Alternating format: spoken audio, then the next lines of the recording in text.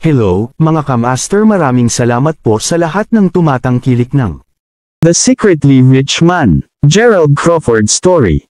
Paki-follow and subscribe mga master para sa mga susunod pang mga kabanata. Isa pala akong rich kid. By 2 years is body. Kabanata 701, ito, siya. Kahit na si Maya ay na-notify ni Warren na si Gerald ay tila nag-aaral dito, hindi niya ito personal na nakita hanggang ngayon. Nakakakita sa kanya na nagdadala ng mga bote ng tubig na agad na nagdulot ng isang hitsura ng disdain upang mabuo sa kanyang mukha. Habang siya ay nasa ibang paaralan, siya pa rin ang parehong talo na siya ay bumalik sa high school. Upang isipin na siya ay iniutos pa rin sa paligid upang dalhin at ipamahagi ang tubig sa iba. Ayaw pa rin niyang malaman kung bakit nag-aaral na ngayon si Gerald sa Salford University. Samantala, ang mga batang babae mula pa noong una ay nakapalibot na kay Gerald. Ano ang kahulugan nito? Tanong ng isa sa mga mas mataas na up. Manager Locke, natagpuan namin siya. Siya ang nag-donate ng $500,000. Sinabi ng isa sa mga voluntaryong batang babae sa paghanga. Ano? Naririnig ang kanyang mga salita, lahat ay tumahimik. Ang isang hitsura ng lubos na pagkabigla at kawalan ng paniniwala ay nasa mga mukha ng lahat, at lalo na ito para sa mga kasalukuyang nakatayo sa entablado. Si Stella mismo ay awkwardly na nakatitig kay Gerald, habang tinapos niya ang tawag tulad ng kinuha ng kanyang ama. Maging sina Jasmine at Mandy ay natagpuan ang kanilang sarili na natigilan habang patuloy silang nakatitig sa direksyon ni Gerald. Ito ay dapat na isang uri ng pagkakamali. Hindi ito naging kanya. Sigaw ni Isabel galit na galit, malinaw na naiinis sa kung paano nag-donate si Gerald ng higit pa kay Fabian.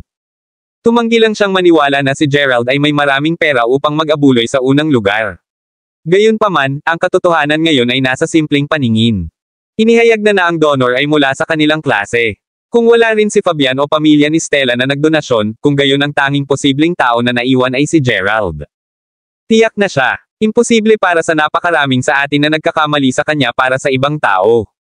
Ipinaliwanag ang mga batang babae. Sigurado ka ba sigurado? Ha! Pareho kaming nasa parehong high school at hanggat kilala ko siya, lagi siyang mahirap na B***starred. Para bang maaari niyang magkaroon ng malaking halaga ng pera sa kanya. Hindi ka makakakuha ng maraming pera kahit na sinubukan mong ibenta siya. Sabi ni Maya ng madali. Malinaw na ang katotohanan na si Gerald ay nag-donate ng $500,000 ay kumala sa Maya at marami pang iba. Pagkatapos ng lahat, habang ang mga nasa entablado ay bantog sa ipinanganak sa mga mayayamang pamilya, sa mga nakakakilala sa kanya ng personal, si Gerald ay palaging mahirap na bata. Habang si Maya ay nagsusuot ng mga tatak tulad ng Adidas at Nike na nagkakahalaga ng higit sa $100,000, si Gerald mismo ay karaniwang magsusuot lamang ng damit mula sa dolyar na tindahan. Ang kanyang superior na komplikado ay sobrang kakila-kilabot na kahit na si Gerald ay nagsuot ng isang $10 na shirt, sapat na iyon upang hindi siya mapigilan. Dahil nag-donate si Maya ng $100 sa isang kaganapan na tulad nito, sa kanya, si Gerald ay magkakaroon lamang ng kakayahang magbigay ng 50 sentimo o kahit na mas kaunti. Ngunit narito ang mga voluntaryo ay, na inaangkin na naibigay niya ang $500,000. Ang pag-angkin mismo ay nagparamdam kay Maya. Hindi ito makakatulong na agad na ipinakita ng mga voluntaryong batang babae ang pagtanggap sa lahat pagkatapos nito upang patunayan na nagsasabi sila ng totoo. Paano ito posible? Paano niya nakuha ang mayaman na ito? Naisip ni Maya sa kanyang sarili. Habang sinusubukan ni Gerald na panatilihing lihim ang kanyang pagkakakilanlan, alam niya na wala siyang magagawa tungkol dito sa puntong ito.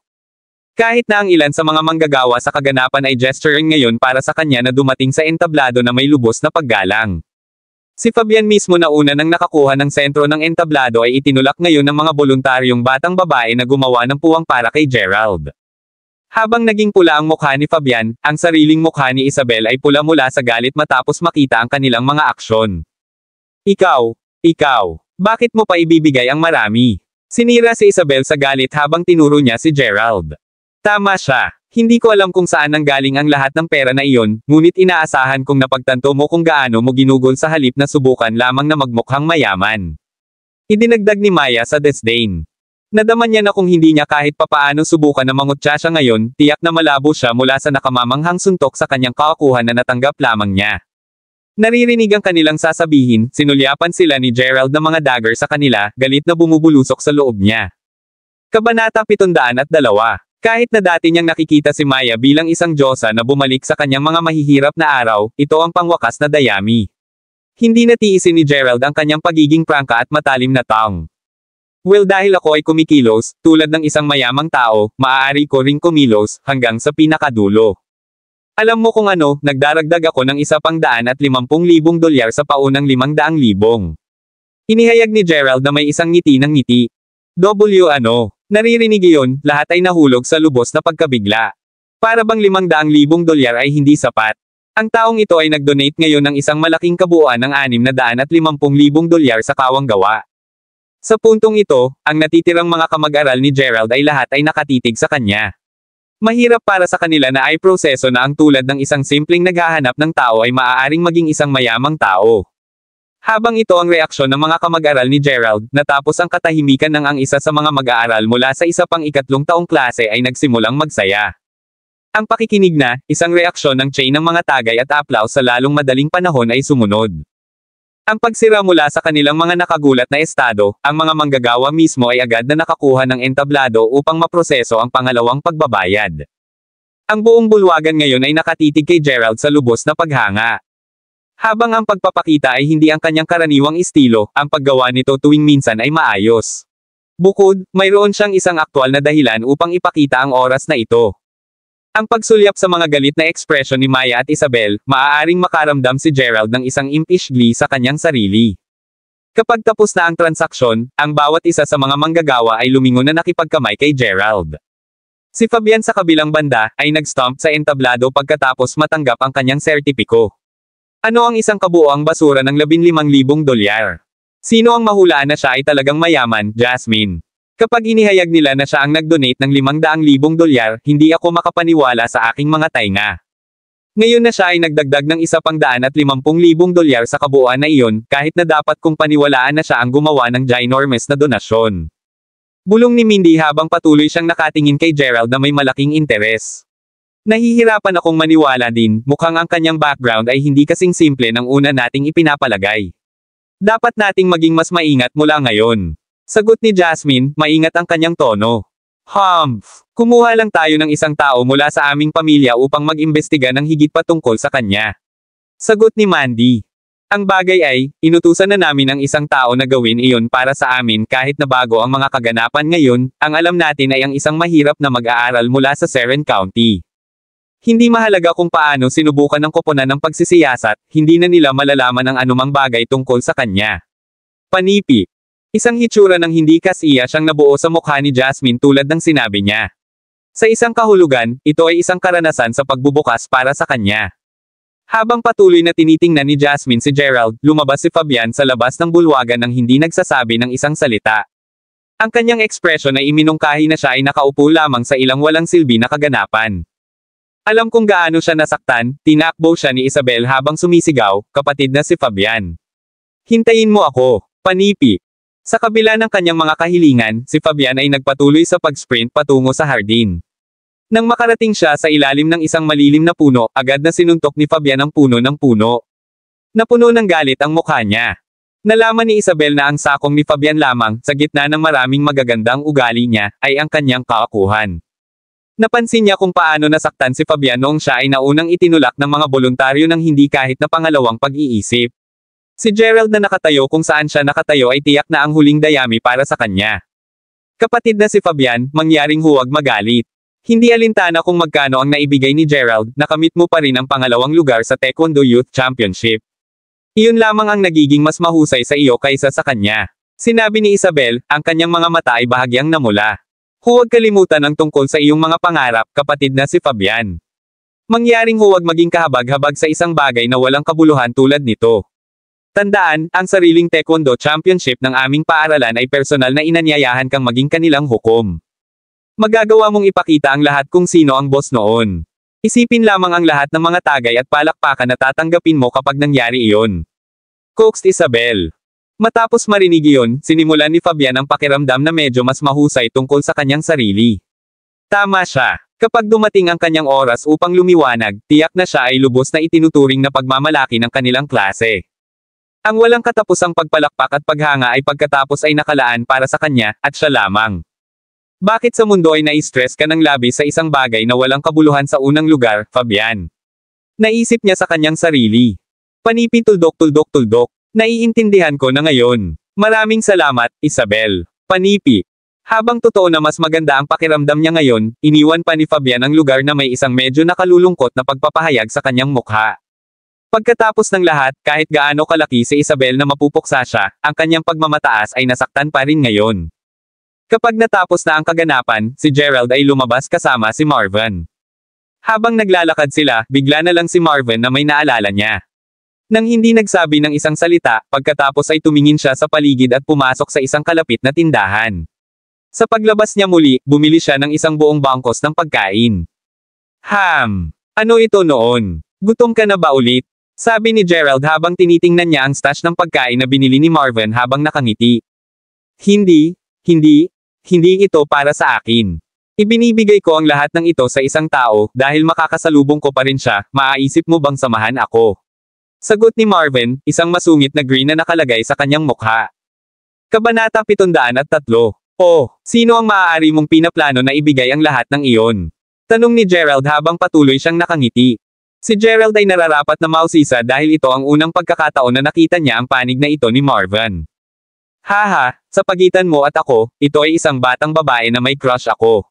Siya ay mula sa Taekwondo Society na pupunta sa isang paligsahan sa lalong madaling panahon. Dahil mahirap siya sa pagsasanay, naisip kong bumili ng pagkain upang mapanatili siyang maayos. Sagot ni Marvin, isang malaking pagngiti sa kanyang mukha. Naririnig iyon, naramdaman ni Gerald na masaya para kay Marvin. Habang si Marvin ay isa sa mga mas matalinong tao, ang kanyang damdamin ay simple at matapat pa rin. Dahil ngayon ay malapit na silang magkaibigan, nagpasya si Gerald na magtag. Kalaunan, nakarating sila sa Taekwondo Society. Sa loob, medyo maraming tao ang abala sa pagsasanay. Pag-scan sa paligid habang niyakap ang lahat ng pagkain na binili niya sa kanyang mga bisig, sa wakas ay natagpuan ni Marvin ang taong hinahanap niya. Ang batang babae na mayroon siyang crush ay nakamamanghang upang sabihin ang hindi bababasa. Tingnan kung sino ang narito, Raquel. Narito ang fatty na iyon upang magdala ka ulit ng pagkain. Sinabi ng ilan sa mga miyembro na nauna nang nagsasanay. Huminto sila sa isang maikling sandali nang makita nila ang pagpasok ni Marvin at Gerald. Ang mga miyembro na nagsabi na ngayon ay nagtuturo ngayon kay Marvin sa isang mapanunuyan na paraan. Napagtanto ni Gerald na hindi maraming tao sa paaralan ang talagang nakita si Marvin bilang isang kaibigan. Napansin din niya na halos walang sino mang tumangala sa kanya. Kung gaano siya ka nakatuon. Sino pa ang gagawa ng mga bagay na ginagawa niya para sa iyo araw-araw, Raquel?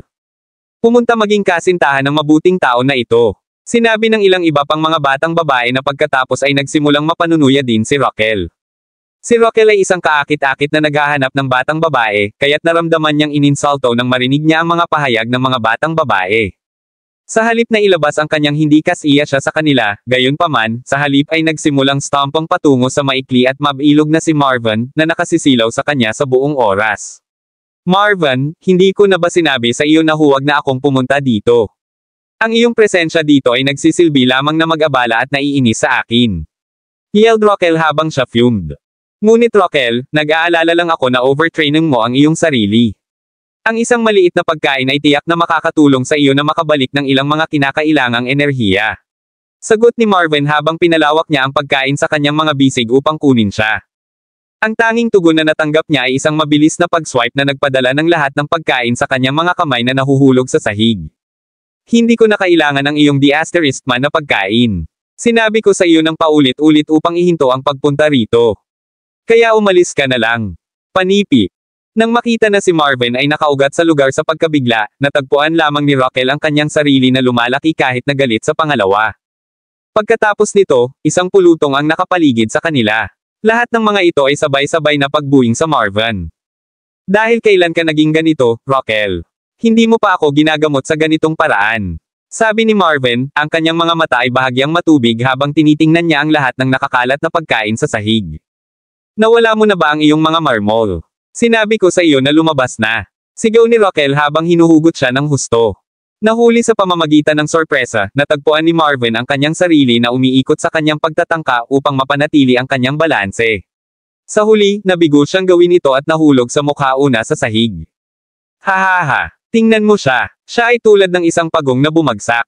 Suriin ang mga maiikling limbong ng kanyang panipi. Oo. Upang isipin na ang isang taong katulad mo ay nangahas na sundin ang Rokel, sa iyong mga pangarap pal, sa iyong mga pangarap pa rin, hindi ka takataka na nagustuhan ni Rokel. Agad na tinapos ng batang babae ang kanyang pangungusap sa gitna, bahagya na maiwasan ang pagtapak sa isang landmine. Ako ay may sakit na makita ka araw-araw. Umungol si Rokel habang sinipa niya ang lahat ng pagkain na binili ni Marvin bago lumingon upang umalis. Hoy ngayon, hindi mo ba iniisip na labis mo ito? Sigaw ni Gerald. Alam mo ba kung gaano karaming iniisip ni Marvin ang tungkol sa iyo at sa iyong pagsasanay? Gusto lang niya kung ano ang pinakamahusay para sa iyo. Kahit na hindi mo siya gusto, ano ang nagbibigay sa iyo ng karapatang tretuhin siya ng ganito? Idinagdag ni Gerald, sa oras na ito ang kanyang tinig ay lalong nagagalit. Tulad ng tungkol dito sa anumang paraan. Maaari ko siyang tretuhin subalit ang impyerno na gusto ko. Pagkatapos ng lahat, siya ang nakakahiya sa akin dito. At paano ka? Bakit ka pa nandito? Scram na. Panipi. Sa kanyang galit ay naghari, si Rokel ay malapit nang maglunsad ng ilang higit pang mga suntok kay Marvin nang mabilis na lumakad si Gerald sa harap niya at itinulak siya palayo. Nagalit, gumanti si Rokel sa pamamagitan ng pagsipa kay Gerald mismo sa dibdib. Si Gerald ay matapat na hindi inaasahan na ang batang babae na ito ay napakahirap, at natapos siyang bumagsak sa kanyang puwit. Ito ay sa sandaling iyon nang napagtanto ni Rokel na talagang medyo labis siya.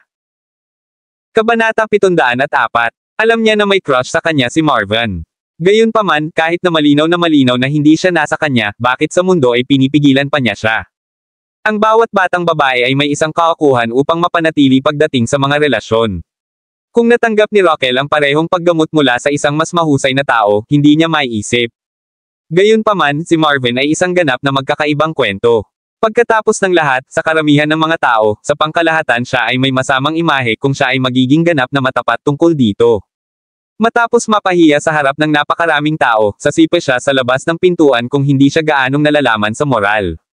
Be Brother Gerald. Sigaw ni Marvin habang nagmamadali siya kay Gerald upang tulungan siya. Habang malinaw na mukhang nais ni Gerald na nais niyang magpatuloy sa pakikipagtalo kay Rokel, napansin ni Marvin na ang ilan sa mga miyembro ng Taekwondo Society ay nagpalibot na sa kanila. Natatakot na masaktan si Gerald dahil sa kanya muli, agad na kinaladkad siya ni Marvin. Ang dalawa ay nagpatuloy sa paglalakad hanggang sa makarating sila sa hardin na matatagpuan mismo sa labas ng kanilang campus. Nang maghanap ng isang lugar na maupo, hindi nagtagal ay natagpuan ni Marvin ang kanyang sarili na humihikbi nang sinabi niya, ito ang lahat ng aking kasalanan, kapatid na si Gerald. Habang maaaring inatake ka ni Rokel, mangyaring ilagay ang sisihin sa akin. Pagkatapos ng lahat, totoo na ako ang nagpahiya sa kanya sa harap ng lahat ng mga taong iyon. Panipi. Kahit na siya ay talagang nakatanggap ng sipa sa dibdib mula kay Rokel, si Gerald ay nanatiling tahimik. Ito ay dahil nakita niya ang kanyang nakaraang sarili sa Marvin. Bumalik noon, handa siyang mabugbog para lamang mapanatili ang ligtas na Sevia. Ang pag-unawa sa sakit ni Marvin, tinapik siya ni Gerald sa likuran habang nagsasabing, sige, tama na hindi ako, para sa ngayon, higit na mag-focus sa pagtigil sa iyo na tumigil sa pag-iyak pa rin, sinabi mo sa akin na pareho kayong may magandang relasyon. Walang pagkakasala, ngunit ang eksenang iyon mula sa naunang malinaw na iminungkahi kung hindi man. Panipi. Well, totoo kami ay nasa mabuting termino sa nakaraan, pagkatapos ng lahat, pareho kaming lumaki ng magkasama. Gayunpaman, sa sandaling pumasok si Rokel sa kolehiyo, nagsimula siyang magbago sa halip na drastically. Panipi. Sinimulan ni Marvin na aitalye ang kanyang nakaraan kasama si Rokel kay Gerald. Pareho silang tila naging lubos na palakaibigan sa bawat isa, hanggang sa puntong palaging tatayo si Marvin para kay Rokel tuwing siya ay binubuli sa paaralan. Ang pinakapangit na pang-aapi na natanggap ni Rokel ay nangyari noong sila ay nasa kanilang ika-4 na taon. Pagkatapos nito, ang landas ni Rokel ay naharang ng ilang mas matandang mag-aaral. Bilang mga hindi pa nababote na mga kabataan na sila, ang mga matatandang estudyante ay ipinapalagay na kailangan lang nilang magsulat ng isang sulat ng pag-ibig kay Rokel para sa kanya na mahulog ang ulo para sa kanila. Kapag malinaw na nabigo iyon, lahat sila ay naggang sa kanya. Gayunman, tumulong si Marvin at nakipaglaban sa kanilang lahat. Sa oras na sila ay tapos na, ang kanyang mga tuhod ay dumudugo ng labis na ang mga scars mula noon ay nanatili hanggang sa mismong araw na ito. Ang insidente na kinakaharap ni Marvin ay matapat na katulad sa nangyari kina Gerald at Sevia noong araw. Iyon ay talaga kung bakit sa isang tagal ng panahon, sina Marvin at Rokel ay malapit na hindi mapaghihiwalay. Sa katunayan, pagkatapos ng pagtatapos ng high school, pareho silang naging ilang sandali. Gayunman, sa oras na iyon, nang sinimula ni Marvin na mapansin ang maliit na pagbabago sa pag-uugali ni Raquel. Nang maglaon, napakasama nito na aktibong sinubukan ni Raquel na itago sa kanya. Nakarating pa ito sa puntong sinabi niya sa kanya na huwag sabihin sa iba na sila ay talagang mag-asawa. Isang araw, sinabi sa kanya ni Raquel na kailangan niya ng ilang oras sa kanya. At iyon ay kung paano nanatili ang kanilang relasyon sa loob ng isang tagal ng panahon. Hindi lamang matatanggap ni Marvin kung gaano kabilis na lumipat si Raquel mula sa kanya kaya patuloy siyang nakitid sa kanya. Kalaunan, humantong ito sa mga kaganapan ngayon. Umiling lang si Gerald sa awa. Hindi niya alam kung ano ang sasabihin. Pagkatapos ng lahat, ang kwento ni Marvin ay naging kapansin-pansin na katulad sa kanyang sariling nakaraang relasyon kay Xavier. Ang magagawa lang niya ay tap siya sa likuran. Di nagtagal, pinunasan ni Marvin ang huling luha ng kanyang luha na nagpapatunay na maayos na siya ngayon. Ang pagbabahagi ng kanyang malungkot na kwento at pag-iyak nito ay talagang nakatulong. Naririnig iyon, nadama ni Gerald ang isang pakiramdam ng paghuhugas ng kaluwagan sa kanya. Tulad ng malapit na silang umalis, tumunog ang telepono ni Gerald. Ito ay isang tawag mula sa Keita. Gerald, kailangan mong bumalik kaagad. Ano ang mali? Ang tono ni Keita ay tunog na desperado. Kabanata 705. Ano ang eksaktong nangyari? Hindi na kailangang magmadali, tumuon lamang sa pagsasabi sa akin ng detalyado. Dagdag pa ni Gerald. Ito ay Lolo Finlay. Nag-iimpake siya at sinusubukan na umalis. Kahit ngayon, nahihirapan pa rin akong pigilan siya na gawin ito. Panipi. Ano? Ngunit bakit? Ang lahat ay naging maayos sa ngayon. Bakit ang biglaang paghihimok na umalis? Sagot ni Gerald, nalilito. Nakita ni Gerald si Finlay bilang isang mahiwagang matandang lalaki na kahit na sa kanyang katandaan ay pinapatakbo ng nag-iisa sa karamihan ng oras. Ito ay kapalaran na pinagsama sina Gerald at Finlay, at ang matandang lalaki ay nakatulong na kay Gerald sa maraming okasyon. Habang si Finlay ay tila nasisiyahan pa rin sa kanya, walang sinabi si Gerald tungkol dito. Pagkatapos ng lahat, nakatanggap na siya ng maraming tulong mula sa matanda. Upang maibalik ang pabor ng matanda, tinanggap ni Gerald ang pagkakaroon ni Finelli, na naghahain kay Finlay ng masarap na pagkain at isang lugar din upang manatili sa kanyang mansyon. Yamang naisave din ni Finlay ang buhay ni Keita, kahit na tinatrato niya ito ng mabuti, at lagi niyang tiyakin na palagi siyang pinapakain. Karamihan sa oras, tinatrato siya ni Keita na parang siya ang tunay na lolo niya. Ngunit narito siya, sinusubukan na iwanan ang mga ito ngayon. Kung may masisisi sa biglaang paghihimok ni Finlay na umalis, marahil ito ay dahil sa patuloy na pagsisiyasat ni Gerald sa pamilyang Fenderson. Nalaman ni Gerald na may isang bagay na na-off kay Finlay sa sandaling tinanong niya ang matandang lalaki kung may alam siyang anumang bagay tungkol sa mga Fendersons. Pagkatapos ng lahat, si Finlay ay tila nagsasalita ng mas kaunti kay Gerald sa ilang araw na darating matapos na makuha ni Gerald ang tanong na iyon. Para bang ang matandang lalaki ay may nasa isip niya. Nang tanungin si Finlay kung bakit tila siya ay nag-iisip ng isang bagay, ang matandang lalaki ay sisigot lamang sa gibberish. Nang makita na wala siyang magagawa sa ngayon, idinagdag lamang ni Gerald, tama, huwag kang mag-alala tungkol dito. Sa ngayon, babalik ako upang tanungin ko siya tungkol dito. Panipi. Pagkatapos ay naghiwalay si Gerald kay Marvin. Makalipas ang ilang oras, umuwi siya sa oras lamang upang makita si Finlay na dinala ang kanyang bagahe sa pintuan. Kailangan kong umalis ngayon, ang aking apo. Babalik ako upang bisitahin kapag may oras ako sa hinaharap. Ikaw ay isang mabuting batang babae at lolo ay hindi ka makakalimutan. Panipi. Sa sandaling lumingon ang matanda, gayon paman, napansin niya na nakatayo si Gerald sa harap niya. Ah, ang apo ko. Perpektong tiyempo. Kailangan kong umalis ngayon, kaya't ito ay palam sa sandaling ito. Panipi. Ngunit si G. Mabilis, matagal ka nang nakatira dito. Bakit ang pagmamadali upang umalis? Hindi alintana, kung talagang kailangan mong pumunta, masasabi mo lang sa akin at ipadala kita sa kung saan mo kailangan ng kotse. Panipi. Hindi talaga kailangan para doon, apo ko. Alam kong mabuti ang ibig mong sabihin, at naging isang mahusay na apo. Gayunpaman, kung hindi ako umalis ngayon, hindi ako makakahanap ng isa pang pagkakataon na gawin ito. Panipi. Ang mga huling salita ni Finlay ay lumabas sa mga mumbles at hindi mahuli ni Gerald ang sinabi niya. Pasensya na, ano ang sinabi mo? Paglilinis ng kanyang lalamunan, sumagot si Finlay, sinabi ko na hindi na kailangang mag-abala sa iyo. Ito ay tungkol sa oras na umalis ako ngayon, mag-ingat, apo ko. Panipi. Matapos sabihin iyon, tinapik ni Finlay ang dibdib ni Gerald. Bilang isang resulta, si Gerald ay sumakit sa sakit bago malumanay na kuskusin ang pasa doon na naiwan ni Raquel. Seryoso ka ba? Ang malambot na patong sa dibdib ay sumakit sa iyo. Naging papel ba ang papel mo sa aking apo? Tanong ni Finlay, malinaw na nagtaka. Tumakbo mismo si Kate matapos marinig ang yelp ni Gerald bago magtanong, ano ang maling Gerald? Nasasaktan ka ba? Panipi. Huwag kang mag-alala tungkol dito. Ang ilang batang babae ay sinipa lang ako sa dibdib. Panipi. Ha, sino siya? Bakit kanya salakayin? Tanong ni Kate, lalong nag-aalala. Umiling-iling si Gerald bilang tugon, isang palatandaan na ayaw niyang pag-usapan ito sa sandaling ito. Habang totoo na si Raquel ay nasaktan lamang sa kanya ng ganito dahil siya ay bihasa sa taekwondo, si Finlay ay umiwas ng ulo bago bumantong hininga. Kung iiwan kita ngayon sa estado na ito, paano ako hindi mag-alala tungkol sa iyo, aking apo? Mabait ka lang. Talagang nag-aalala ako na sa sandaling umalis ako, hindi mo rin malalaman kung ano ang pumatay sa iyo. Panipi. Tulad ng sinabi niya na, naalala ni Finlay kung ano ang nangyari sa hotel nang ipadala ni Eunice ang taong matagal ng may haired na tao na salakayin si Gerald. Kung hindi ito para sa kanyang intervention, ang braso ni Gerald ay magiging kasing ganda ng nawala. Nasaktan ko lang ito dahil hindi ako lumaban. Kung ako ay seryoso, tiyak na nakakapag-spar ako ng kaunti. Sagot ni Gerald. Pagkatapos ng lahat, habang siya ay mabait, mayroon pa rin siyang reputasyon upang mapanatili. Ang pagiging binugbog ng isang batang babae ay tiyak na nasaktan ang kanyang kaakuhan. Ha! Ikaw! Habang alam kong mayroon kang kaunting lakas sa iyo, tungkol sa sinumang may kaunting kasanayan ay madaling matalo ka sa isang pool. Alam mo, ang aking apo, hindi mo lamang maaasahan na may mga tao na protektahan ka sa tuwing may nangyari na tulad nito. Sabi ni Finlay habang kiniskis niya ang likuran ng kanyang ulo. Si Gerald ay maaaring tumango lamang bilang tugon. Upang maging matapat, isinasaalang-alang niya ang pagpili ng isang martial art o dalawa mula sa Drake at Tyson duo dati.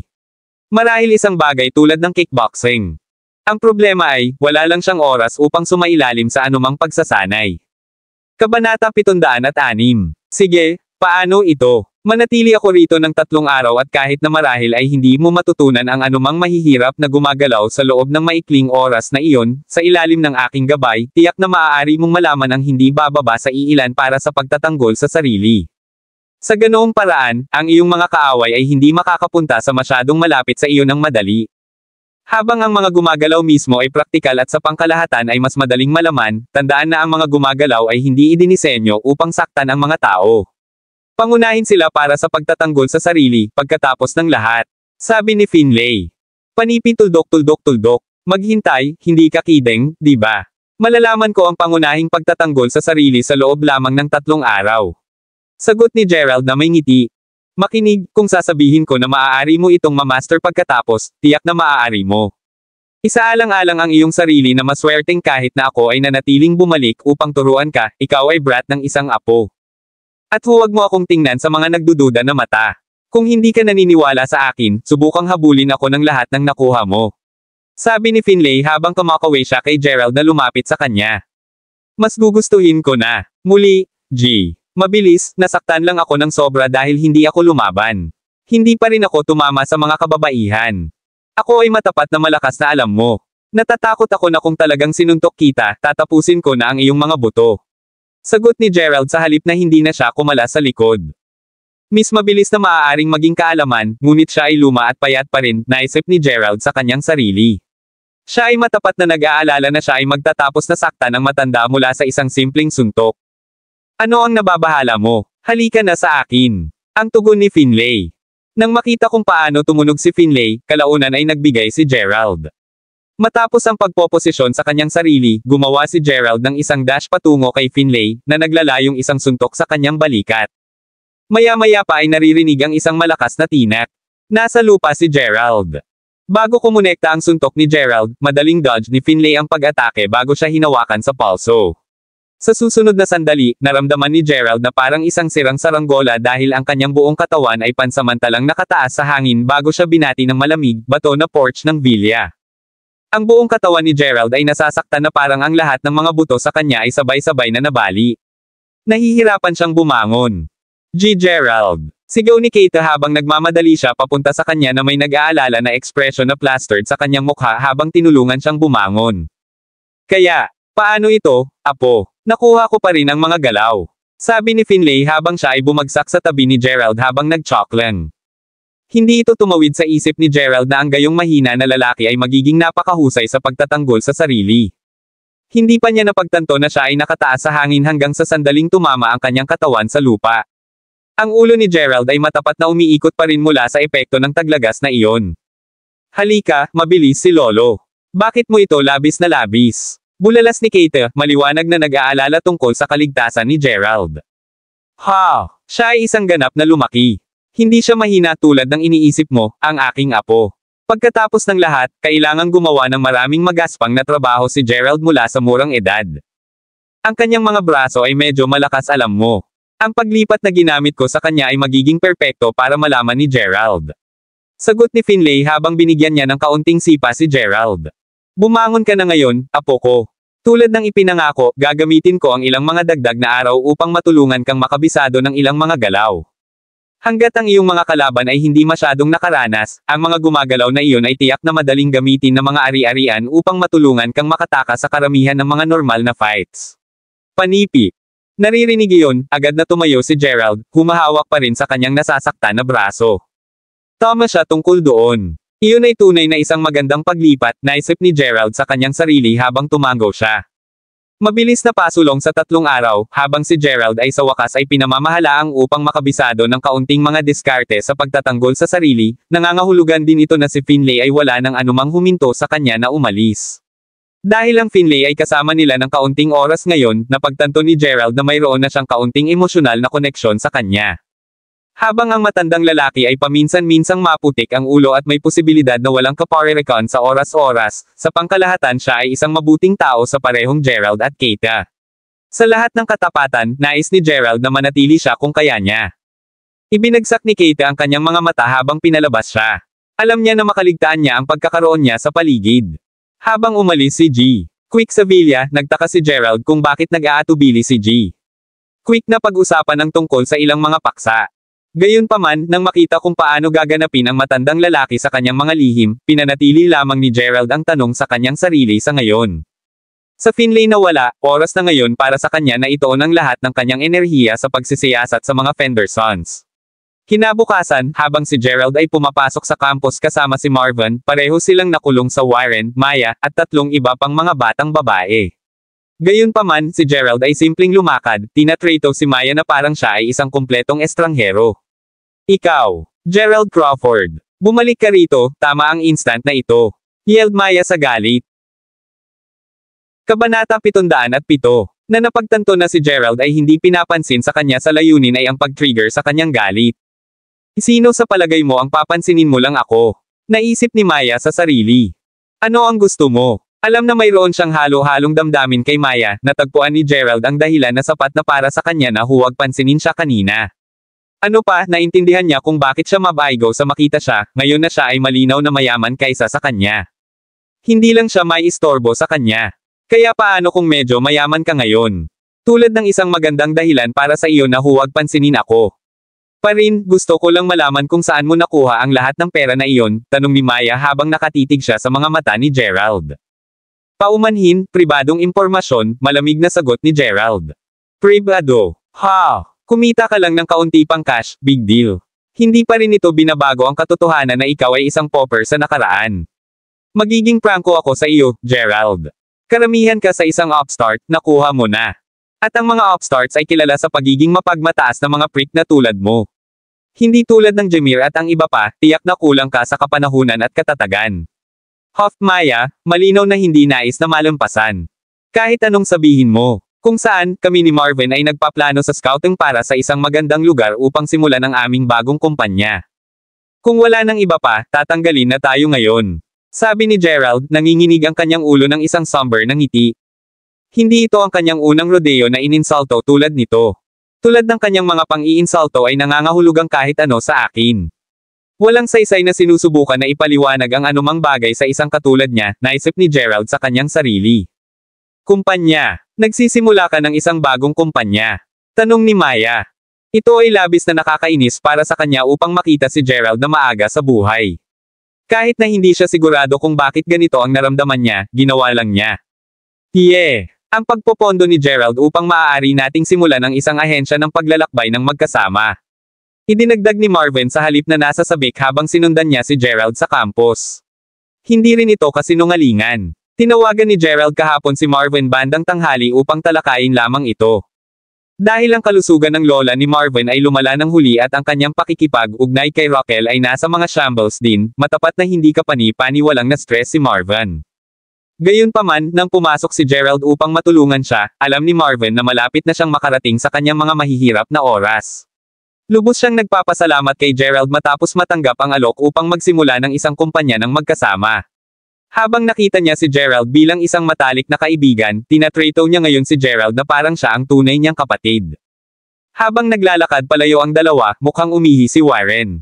Anong uri ng swerte ang mayroon siya? Sino ang nakakaalam? Gayunpaman, kahit na binubuksan niya ang isang kumpanya, siya lamang ang pagpopondo nito. Sabi ni Maya. Mayroon kang tama. Maghintay ka lang at makita. Tiyak na gagamitin niya ang lahat ng pera sa kalaunan. Ano pa ang mayroon siya noon? Sagot ni Warren, maasim ang kanyang tono. Panipi tuldok-tuldok-tuldok. Pa rin, itigil ang pag-uusap tungkol kay Gerald at gumalaw ngayon. Ang pag-aayos ng paaralan ng isang kompetisyon sa taekwondo, tandaan. Sa lahat ng mga kaganapan sa paaralan, ang isang ito ay pinakahuli ng aking mata. Dagdag pa ni Warren. Oo, bago ka pumunta sa Police Academy, ginamit mo upang kumatawan sa mga nakatatanda, di ba? Dahil ikaw ay kampyon ng taekwondo ng Sunnydale, maaari mong siguradong bigyan ang iyong mga juniors ng ilang mga payo pagkatapos mapanood ang kompetisyon. Panipi.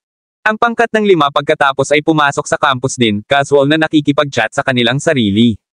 Samantala, nilagdaan ni na Gerald at Marvin ang kanilang pagdalo sa klase. Nang makita na mayroon lamang silang klase ng ideolohiya kaninang umaga, nagpasya silang umalis. Nang bumaba sila sa hagdan, naisip ni Gerald kung bakit handa siyang tulungan si Marvin. Marahil ay may kinalaman ito sa kung gaano niya nakita ang kanyang sarili sa Marvin. Ano pa, pareho silang lumapit sa mga nakaraang araw, at nakita din siya ni Gerald bilang isang kapatid din.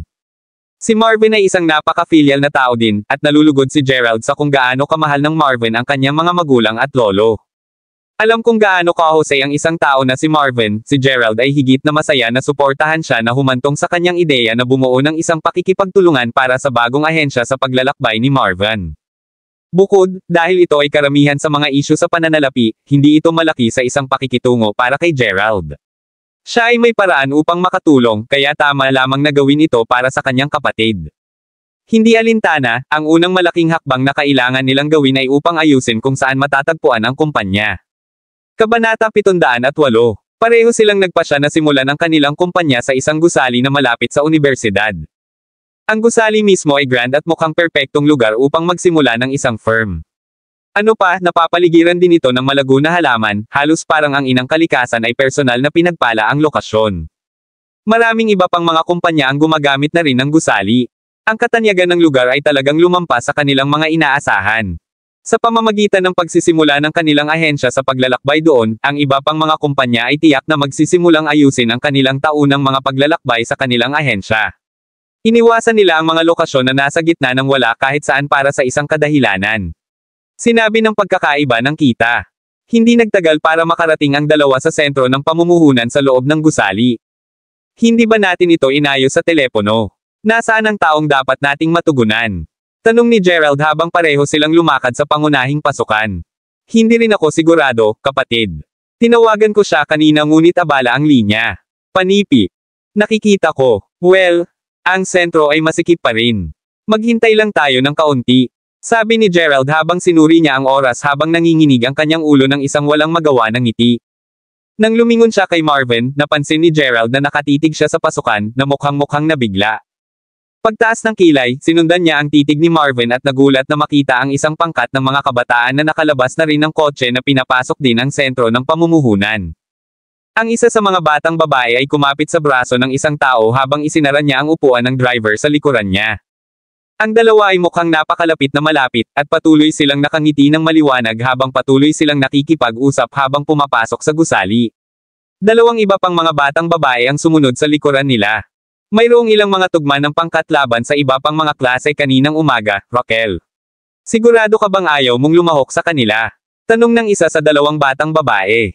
Haha, ang mga tugma ng grupo ay napakadali para sa kanya. Ang aming Rockel ay isang propesyonal. Siyempre hindi niya kailangang lumahok sa mga tugma ng pangkat. Sa kanyang mga kakayahan, maaari siyang diretso na ipasok ang finals na gaganapin ngayong gabi. Hindi ba ako tama? Sagot ng lalaki habang choklang. Totoo yun, tunay na si Rockel ang pinakamaswerteng batang babae kailanman. Sa tabi niya ni Jefferson, ngayon ay nagawang hawakan niya ang kanyang sariling mga klase sa pagsasanay.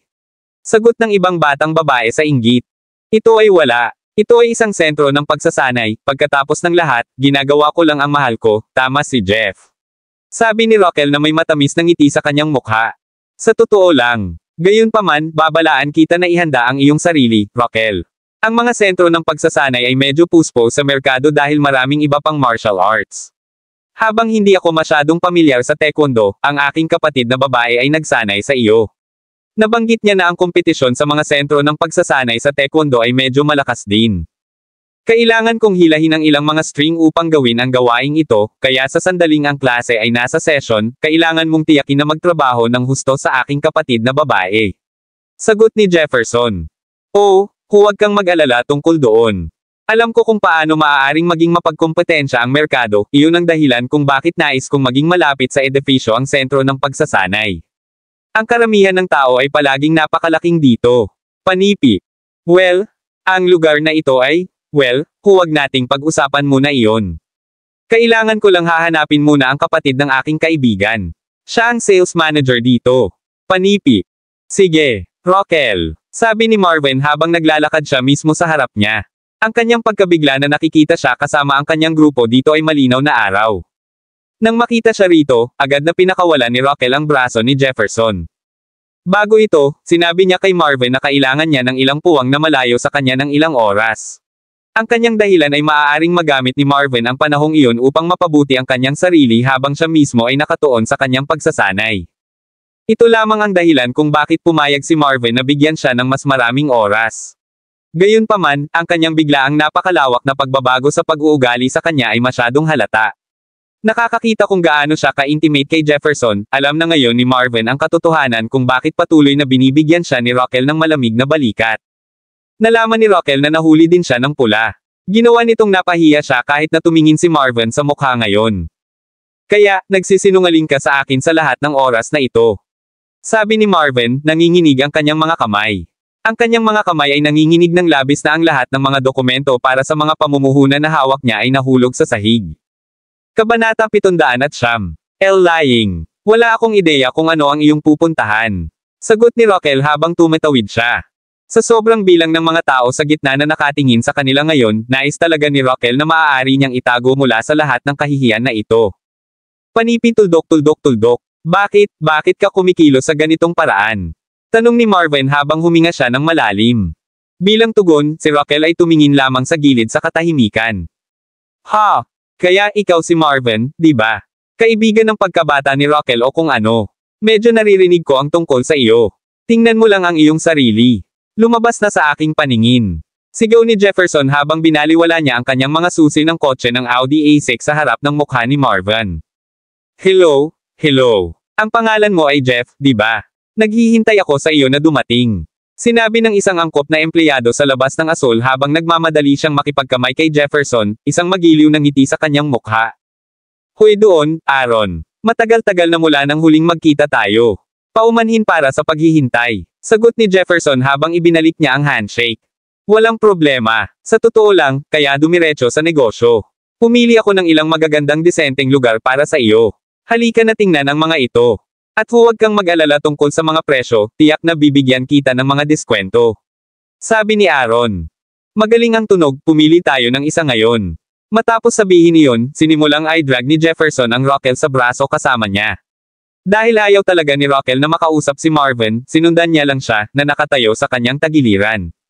Sa pag-alis niya, dahan-daang nakolekta muli ni Marvin ang kanyang mga saloobin. Ang paggunita sa payo ni Gerald ay talagang nakatulong sa kanya na mapanatili ang kanyang cool. Napakaraming mga bagay na nangyari ng mabilis ng mas maaga, na ang dahilan kung bakit hindi niya mapigilan ang kanyang galit sa isang maikling sandali.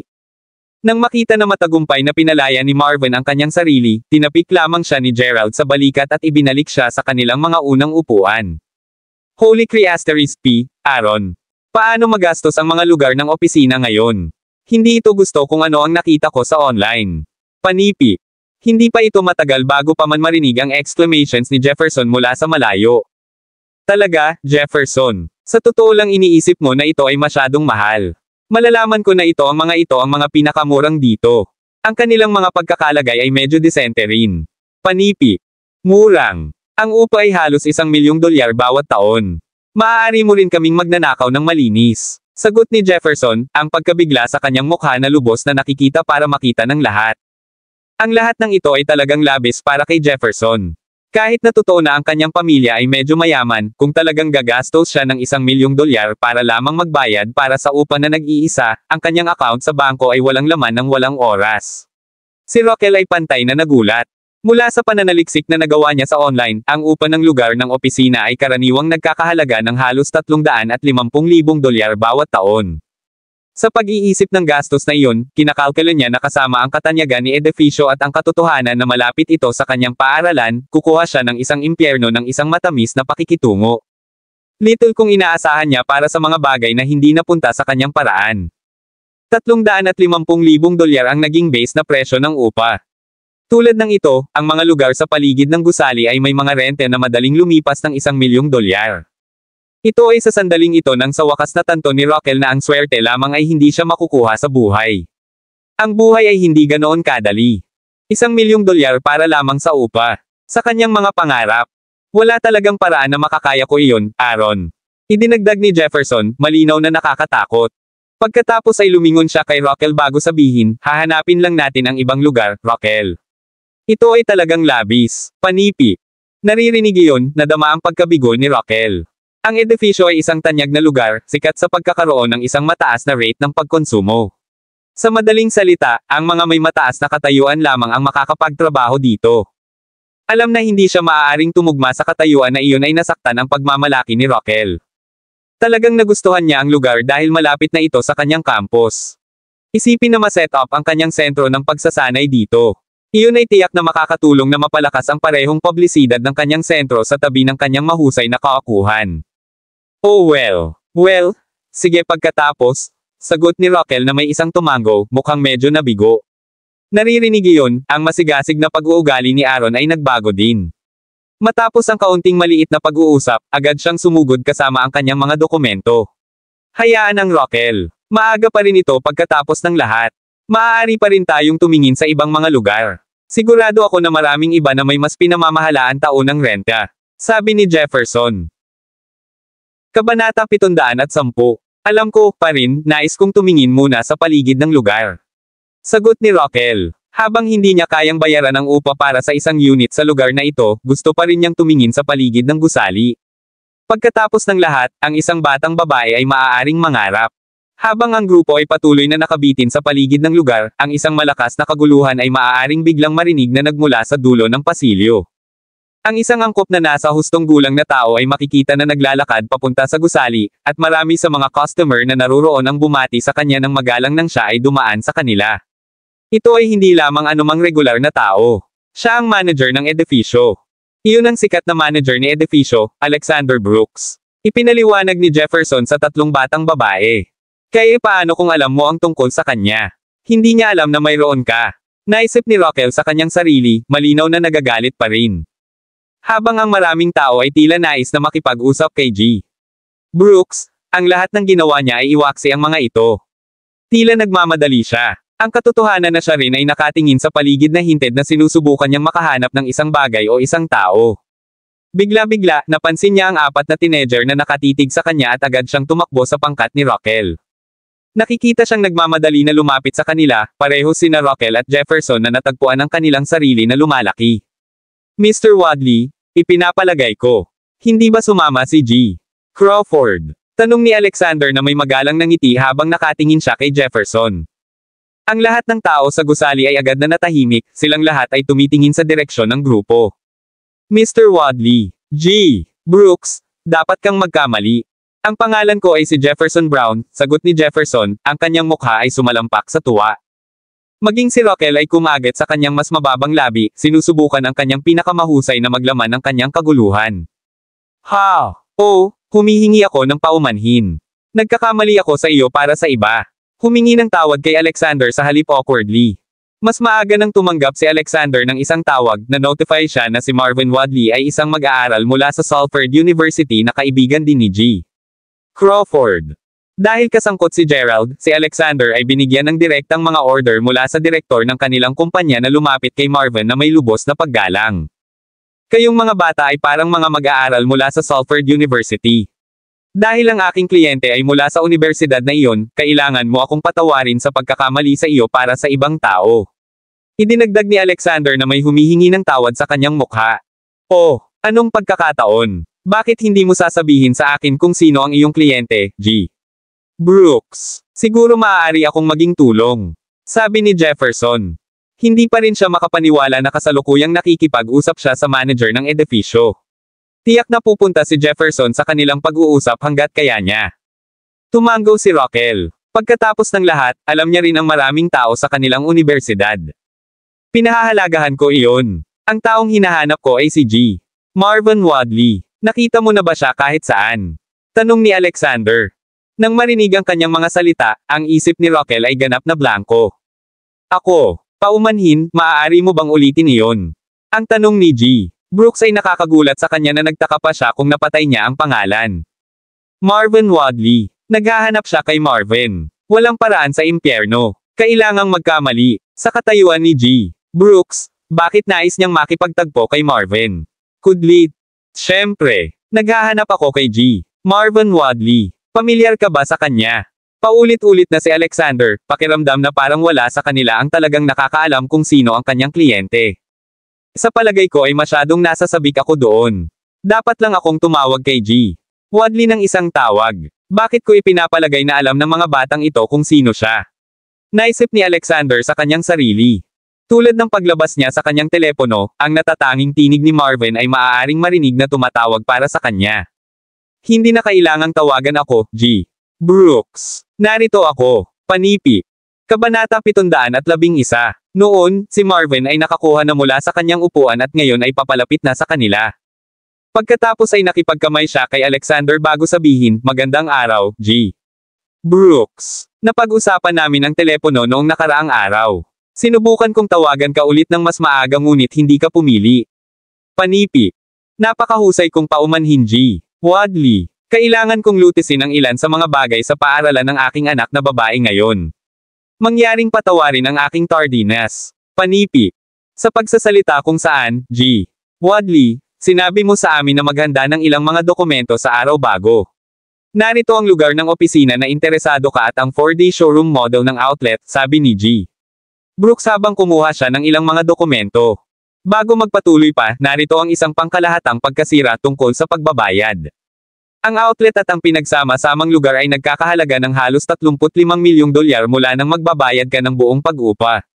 Tiyakin kong bibigyan ka rin ng ilang mga diskwento. Panipi. Walang problema. Sa ngayon, hayaan mo na lang ang isang upuan bago talakayin pa ito. Sagot ni Marvin habang pinangunahan niya si G. Brooks sa gilid. Samantala, si Rockel ay nakatayo pa rin sa parehong lugar kahit na siya ay hyperventilating. Pakiramdam niya ay iniwan na lang ng kanyang kaluluwa ang kanyang katawan. Paano ito magiging?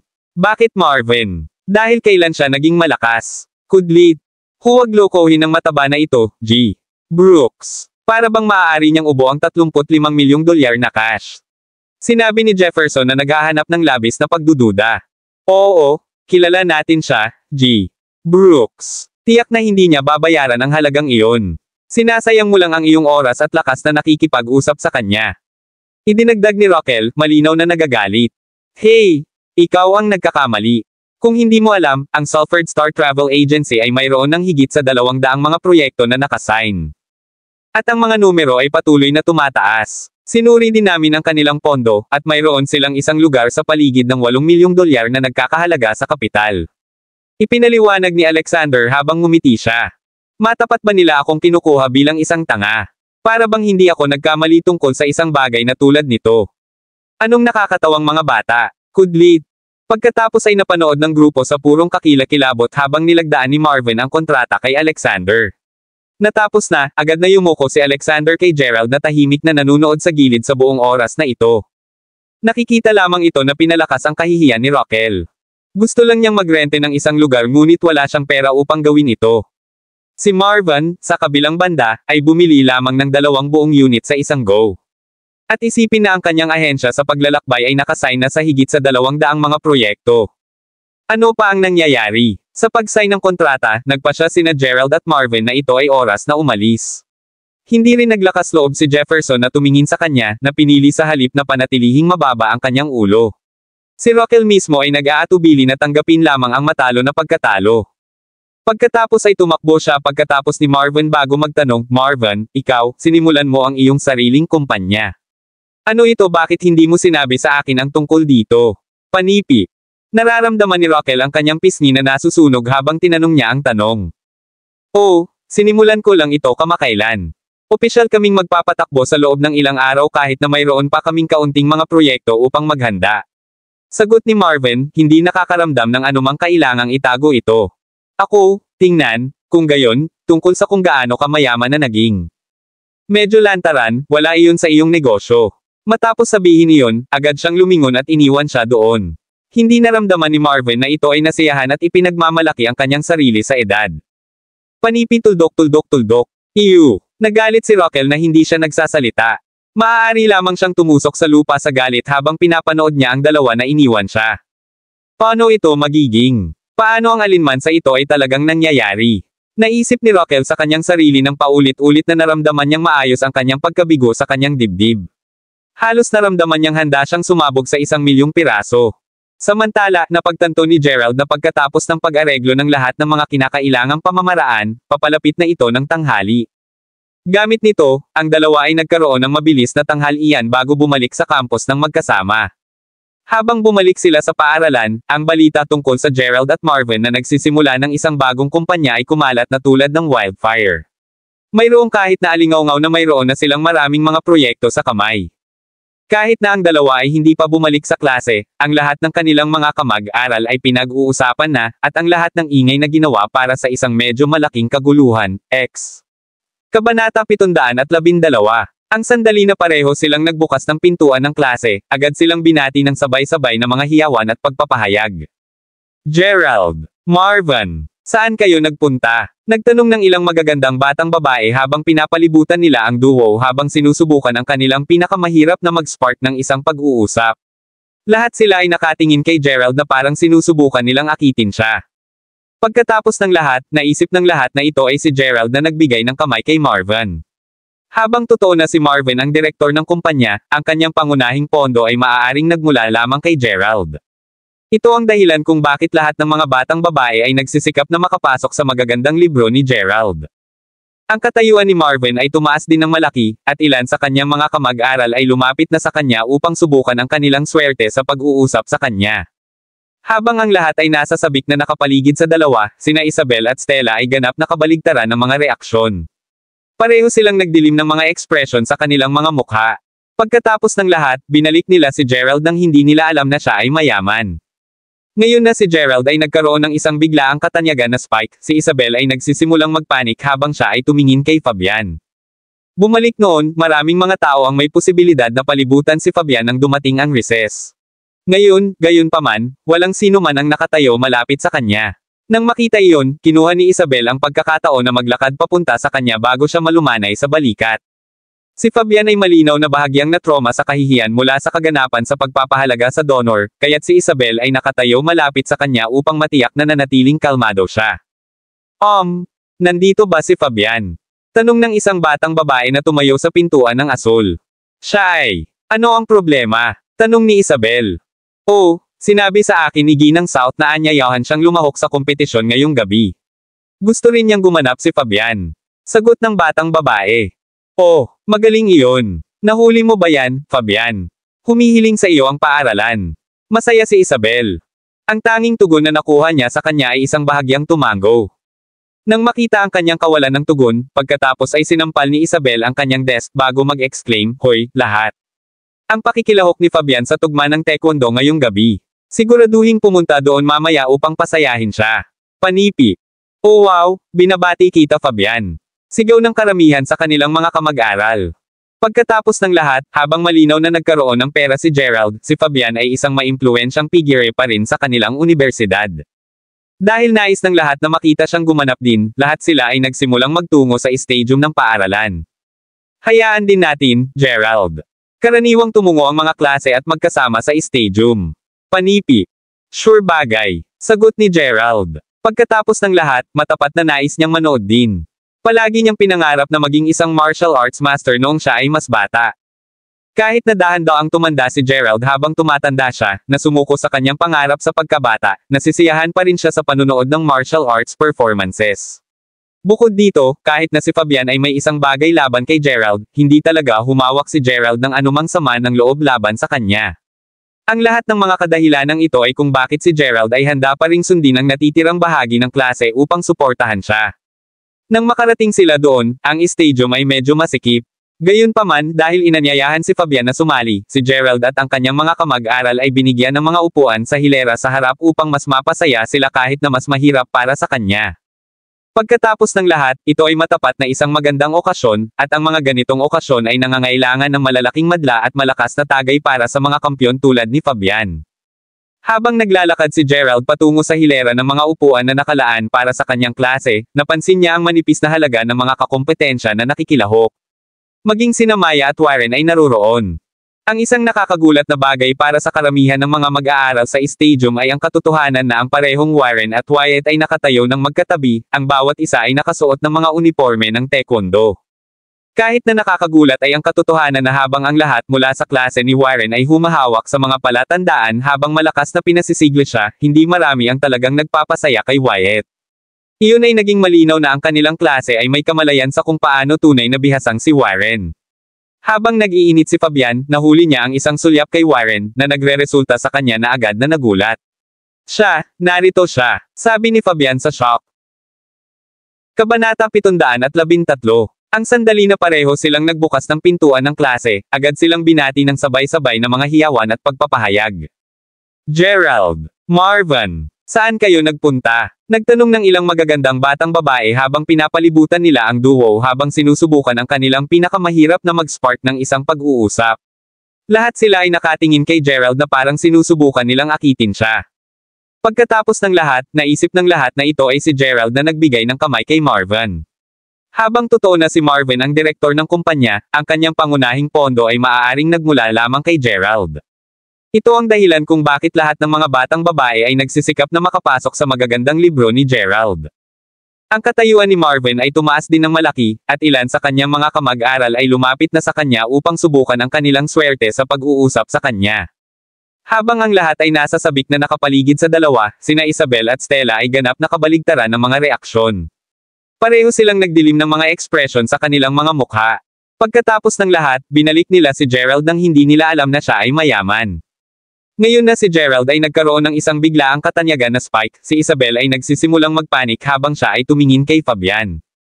Bumalik noon, maraming mga tao ang may posibilidad na palibutan si Fabian nang dumating ang recess. Ngayon, gayunpaman, walang sino man ang nakatayo malapit sa kanya. Nang makita iyon, kinuha ni Isabel ang pagkakataon na maglakad papunta sa kanya bago siya malumanay sa balikat. Si Fabian ay malinaw na bahagyang na-trauma sa kahihiyan mula sa kaganapan sa pagpapahalaga sa donor, kaya't si Isabel ay nakatayo malapit sa kanya upang matiyak na nanatiling kalmado siya. Nandito ba si Fabian? Tanong ng isang batang babae na tumayo sa pintuan ng asul. Siya ay, ano ang problema? Tanong ni Isabel. Sinabi sa akin ni Ginang South na anyayahan siyang lumahok sa kompetisyon ngayong gabi. Gusto rin niyang gumanap si Fabian. Sagot ng batang babae. Magaling iyon. Nahuli mo ba yan, Fabian? Humihiling sa iyo ang paaralan. Masaya si Isabel. Ang tanging tugon na nakuha niya sa kanya ay isang bahagyang tumango. Nang makita ang kanyang kawalan ng tugon, pagkatapos ay sinampal ni Isabel ang kanyang desk bago mag-exclaim, Hoy, lahat. Ang pakikilahok ni Fabian sa tugma ng taekwondo ngayong gabi. Siguraduhing pumunta doon mamaya upang pasayahin siya. Panipi. Wow, binabati kita Fabian. Sigaw ng karamihan sa kanilang mga kamag-aral. Pagkatapos ng lahat, habang malinaw na nagkaroon ng pera si Gerald, si Fabian ay isang maimpluwensyang figure pa rin sa kanilang universidad. Dahil nais ng lahat na makita siyang gumanap din, lahat sila ay nagsimulang magtungo sa stadium ng paaralan. Hayaan din natin, Gerald. Karaniwang tumungo ang mga klase at magkasama sa stadium. Panipi. Sure bagay. Sagot ni Gerald. Pagkatapos ng lahat, matapat na nais niyang manood din. Palagi niyang pinangarap na maging isang martial arts master noong siya ay mas bata. Kahit na dahan-daang tumanda si Gerald habang tumatanda siya, na sumuko sa kanyang pangarap sa pagkabata, nasisiyahan pa rin siya sa panunood ng martial arts performances. Bukod dito, kahit na si Fabian ay may isang bagay laban kay Gerald, hindi talaga humawak si Gerald ng anumang sama ng loob laban sa kanya. Ang lahat ng mga kadahilanang ito ay kung bakit si Gerald ay handa pa ring sundin ang natitirang bahagi ng klase upang suportahan siya. Nang makarating sila doon, ang stadium ay medyo masikip. Gayunpaman, dahil inanyayahan si Fabian na sumali, si Gerald at ang kanyang mga kamag-aral ay binigyan ng mga upuan sa hilera sa harap upang mas mapasaya sila kahit na mas mahirap para sa kanya. Pagkatapos ng lahat, ito ay matapat na isang magandang okasyon, at ang mga ganitong okasyon ay nangangailangan ng malalaking madla at malakas na tagay para sa mga kampyon tulad ni Fabian. Habang naglalakad si Gerald patungo sa hilera ng mga upuan na nakalaan para sa kanyang klase, napansin niya ang manipis na halaga ng mga kakompetensya na nakikilahok. Maging sina Maya at Warren ay naruroon. Ang isang nakakagulat na bagay para sa karamihan ng mga mag-aaral sa stadium ay ang katotohanan na ang parehong Warren at Wyatt ay nakatayo ng magkatabi, ang bawat isa ay nakasuot ng mga uniforme ng taekwondo. Kahit na nakakagulat ay ang katotohanan na habang ang lahat mula sa klase ni Warren ay humahawak sa mga palatandaan habang malakas na pinasisigla siya, hindi marami ang talagang nagpapasaya kay Wyatt. Iyon ay naging malinaw na ang kanilang klase ay may kamalayan sa kung paano tunay na bihasang si Warren. Habang nag-iinit si Fabian, nahuli niya ang isang sulyap kay Warren, na nagre-resulta sa kanya na agad na nagulat. Narito siya, sabi ni Fabian sa pagkabigla. Kabanata 714. Kahit na ang kaganapan ay malapit ng matapos, ang karamihan ay tila lumaki ng malaki.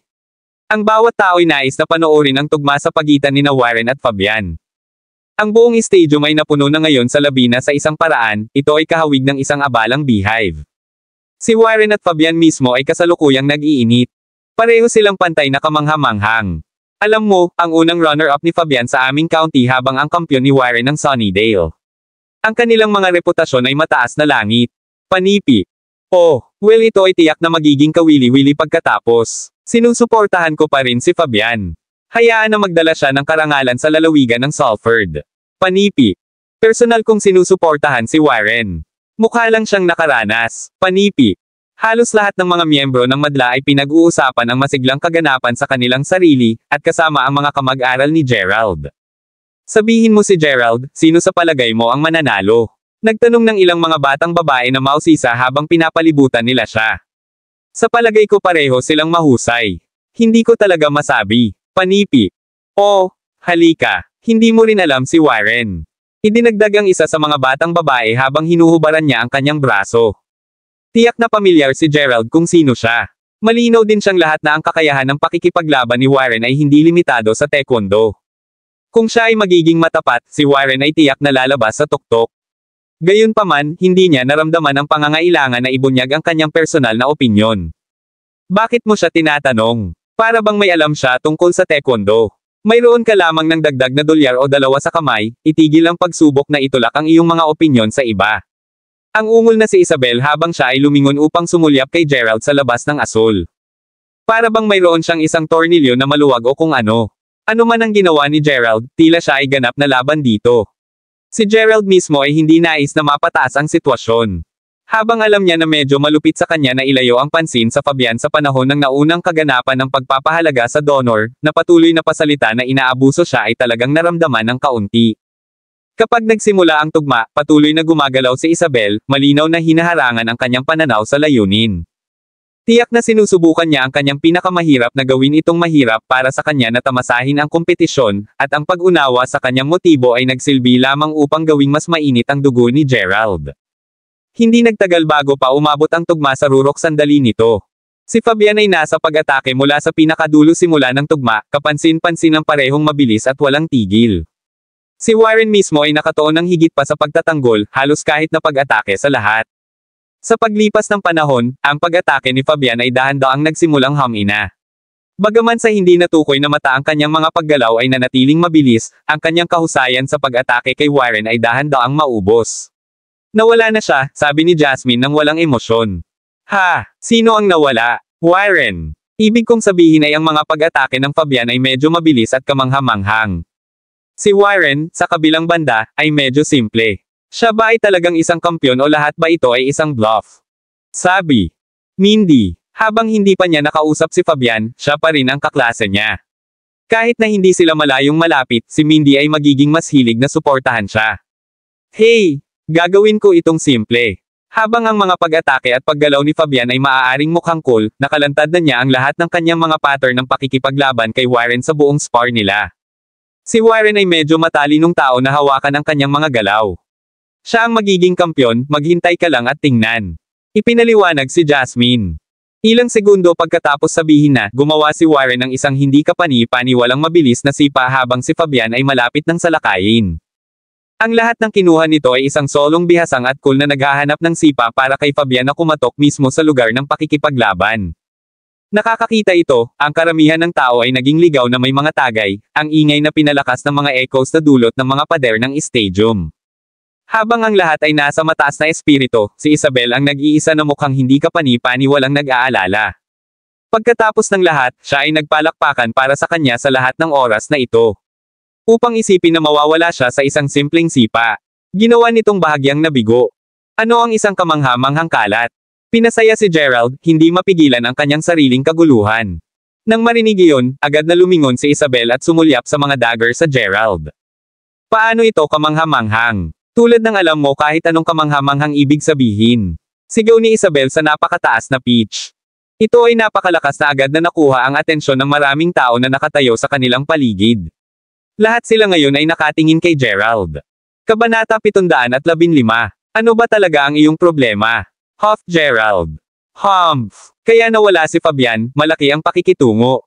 Kung sa palagay mo ay mabuti ka kung bakit hindi ka makarating sa entablado na iyon at lumaban sa halip. Yelled Isabel. Malinaw na pinangangasiwaan niya ang lahat ng kanyang galit at pagkabigo kay Gerald. Kinuha pa niya ang kanyang bote at sinubukan ang pag-splash ng tubig sa buong Gerald. Sa kabutihang palad, nagawa niyang maiwasan ang pag-drenched sa oras. Gayunpaman, ngayon ay tinutokso siya na bigyan siya ng isang masikip na sampal sa mukha para sa paggawa nito. Sa kabutihang palad, ang kanilang mga kamag-aral ay pumasok at hinayla si Isabel upang maiwasan ang sitwasyon mula sa karagdagang pagtaas. Si Maya mismo ay sumulyap kay Gerald sa isang maikling sandali bago ibalik ang kanyang tingin kay Warren na tila nagpapalabas ng isang nagliliwanag na aura. Alam niya na hindi niya pababayaan ang sinuman. Sa sandaling iyon, isang hukom ang lumakad sa entablado at lumapit kay Warren bago sabihin, tapat na hindi ako nakilala ng isang tao na gaganapin mo ang maraming kasanayan at biyaya. Tunay na ikaw ang kampyon ng Sunnydale.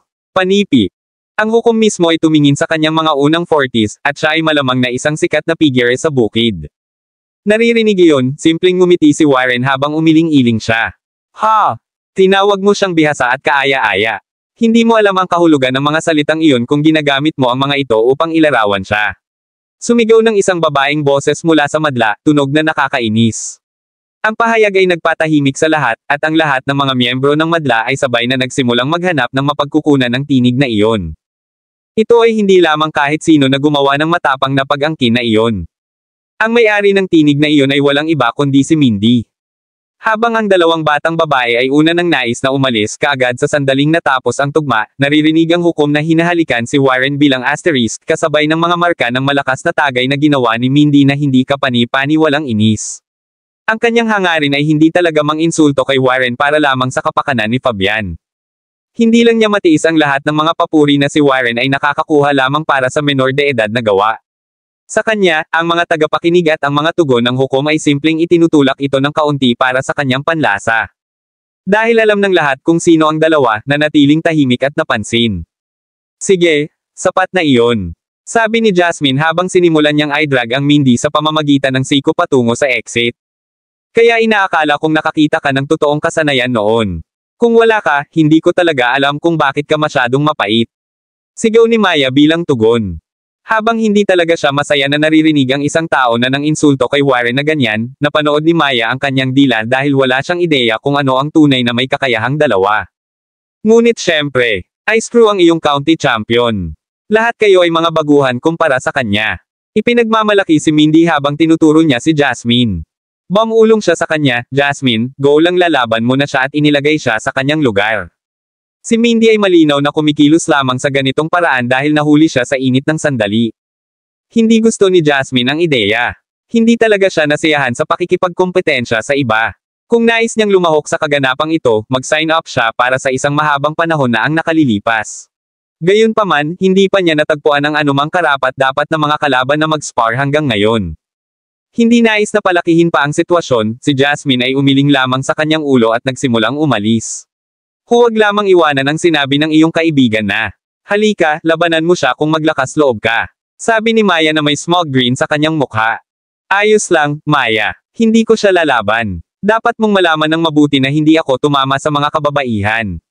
Sagot ni Warren habang siya ay mahinang chuckled. Nang marinig ang pahayag na iyon, tumigil si Jasmine sa kanyang mga track. "Fine kung gayon, labanan natin." Sumigaw siya habang nakatingin si Warren sa mata. Pumayag lang siya dahil sinabi ni Warren ang pahayag na iyon. Lahat ba ng lalaki ay talagang ganito? Inaasahan ba nila na ang mga kababaihan ay mas mahina kaysa sa kanila sa bawat aspeto? Kudlit. Lalo siyang naiinis sa pamamagitan nito dahil ito rin ang dahilan kung bakit hindi siya makikibahagi sa anumang mahahalagang bagay sa loob ng kanyang pamilya. Ito ang huling dayami para sa kanya. "Hell yeah!" exclaimed Mindy excitedly. "Oh, lalaban ba ang ating reyna? Panipi, banal. Anong paggamot, panipi?" Matapos marinig ang kanilang pag-uusap, agad na nagsimulang magsaya muli ang madla. Si Warren ay nag-urong lamang sa kanilang tugon na parang hindi talaga siya nagmamalasakit. Pagkatapos ng lahat, alam niya na hindi siya kakailanganin ng maraming pagsisikap upang manalo laban sa kanya. Kabanata 716. Sa isang maikling sandali, bumalik si Jasmine kahit na sa oras na ito, ibinibigay niya ang kanyang uniforme. Ang kanyang buhok ay nakatali sa isang nakapusod at ang buong hitsura ay umakma sa kanyang kagandahan ng perpekto. Habang ang karamihan sa mga lalaki ay dumadaloy sa kanya, marami sa mga batang babae ay berde na may inggit. Maging si Gerald ay naayos ang kanyang mga mata kay Jasmine. Hindi niya talaga inaasahan na malaman niya kung paano lumaban. Nakakakita sa kanya, sinimulan ni Warren na nakapiring ang kanyang sarili ng isang itim na guhit ng tela. Agad na sinaksak ng kanyang aksyon ang madla.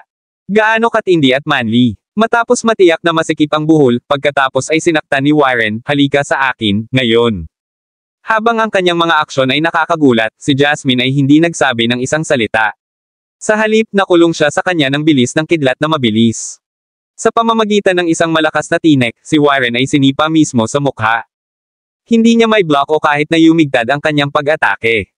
Napagtanto lamang niya kung ano ang nangyayari pagkatapos na may padala na lumilipad sa labas ng singsing at nag-crash ng husto sa lupa. Lahat ng bagay ay mabilis na nangyari para sa kanya upang maproseso. Nabigla ang mga miyembro ng madla, marami ang naggaspong sa paningin sa harap nila. Natalo, agad na gumapang si Warren bago tanggalin ang kanyang blindfold. Pagkatapos ay tinitigan niya si Jasmine, nagulat sa katotohanan na siya ay nanalo laban sa kanya sa isang solong paglipat lamang. Nakakatakot din si Maya. Malakas ang batang babae na ito. Medyo masyadong malakas. Si Jasmine mismo ay cool bilang isang pipino. Ang kanyang susunod na paglipat ay upang mapang-uyam si Warren, na nilagdaan siya na salakayin siya sa susunod. Nararamdaman ang kanyang pigsa ng dugo, sandali ay nabulag si Warren ng galit habang siya ay nakayuko sa kanya. Bago pa man siya makapaglagay ng isang daliri sa kanya, inilunsad ni Jasmine ang isang sipa ng roundhouse, na pinadalhan muli si Warren ng bilog.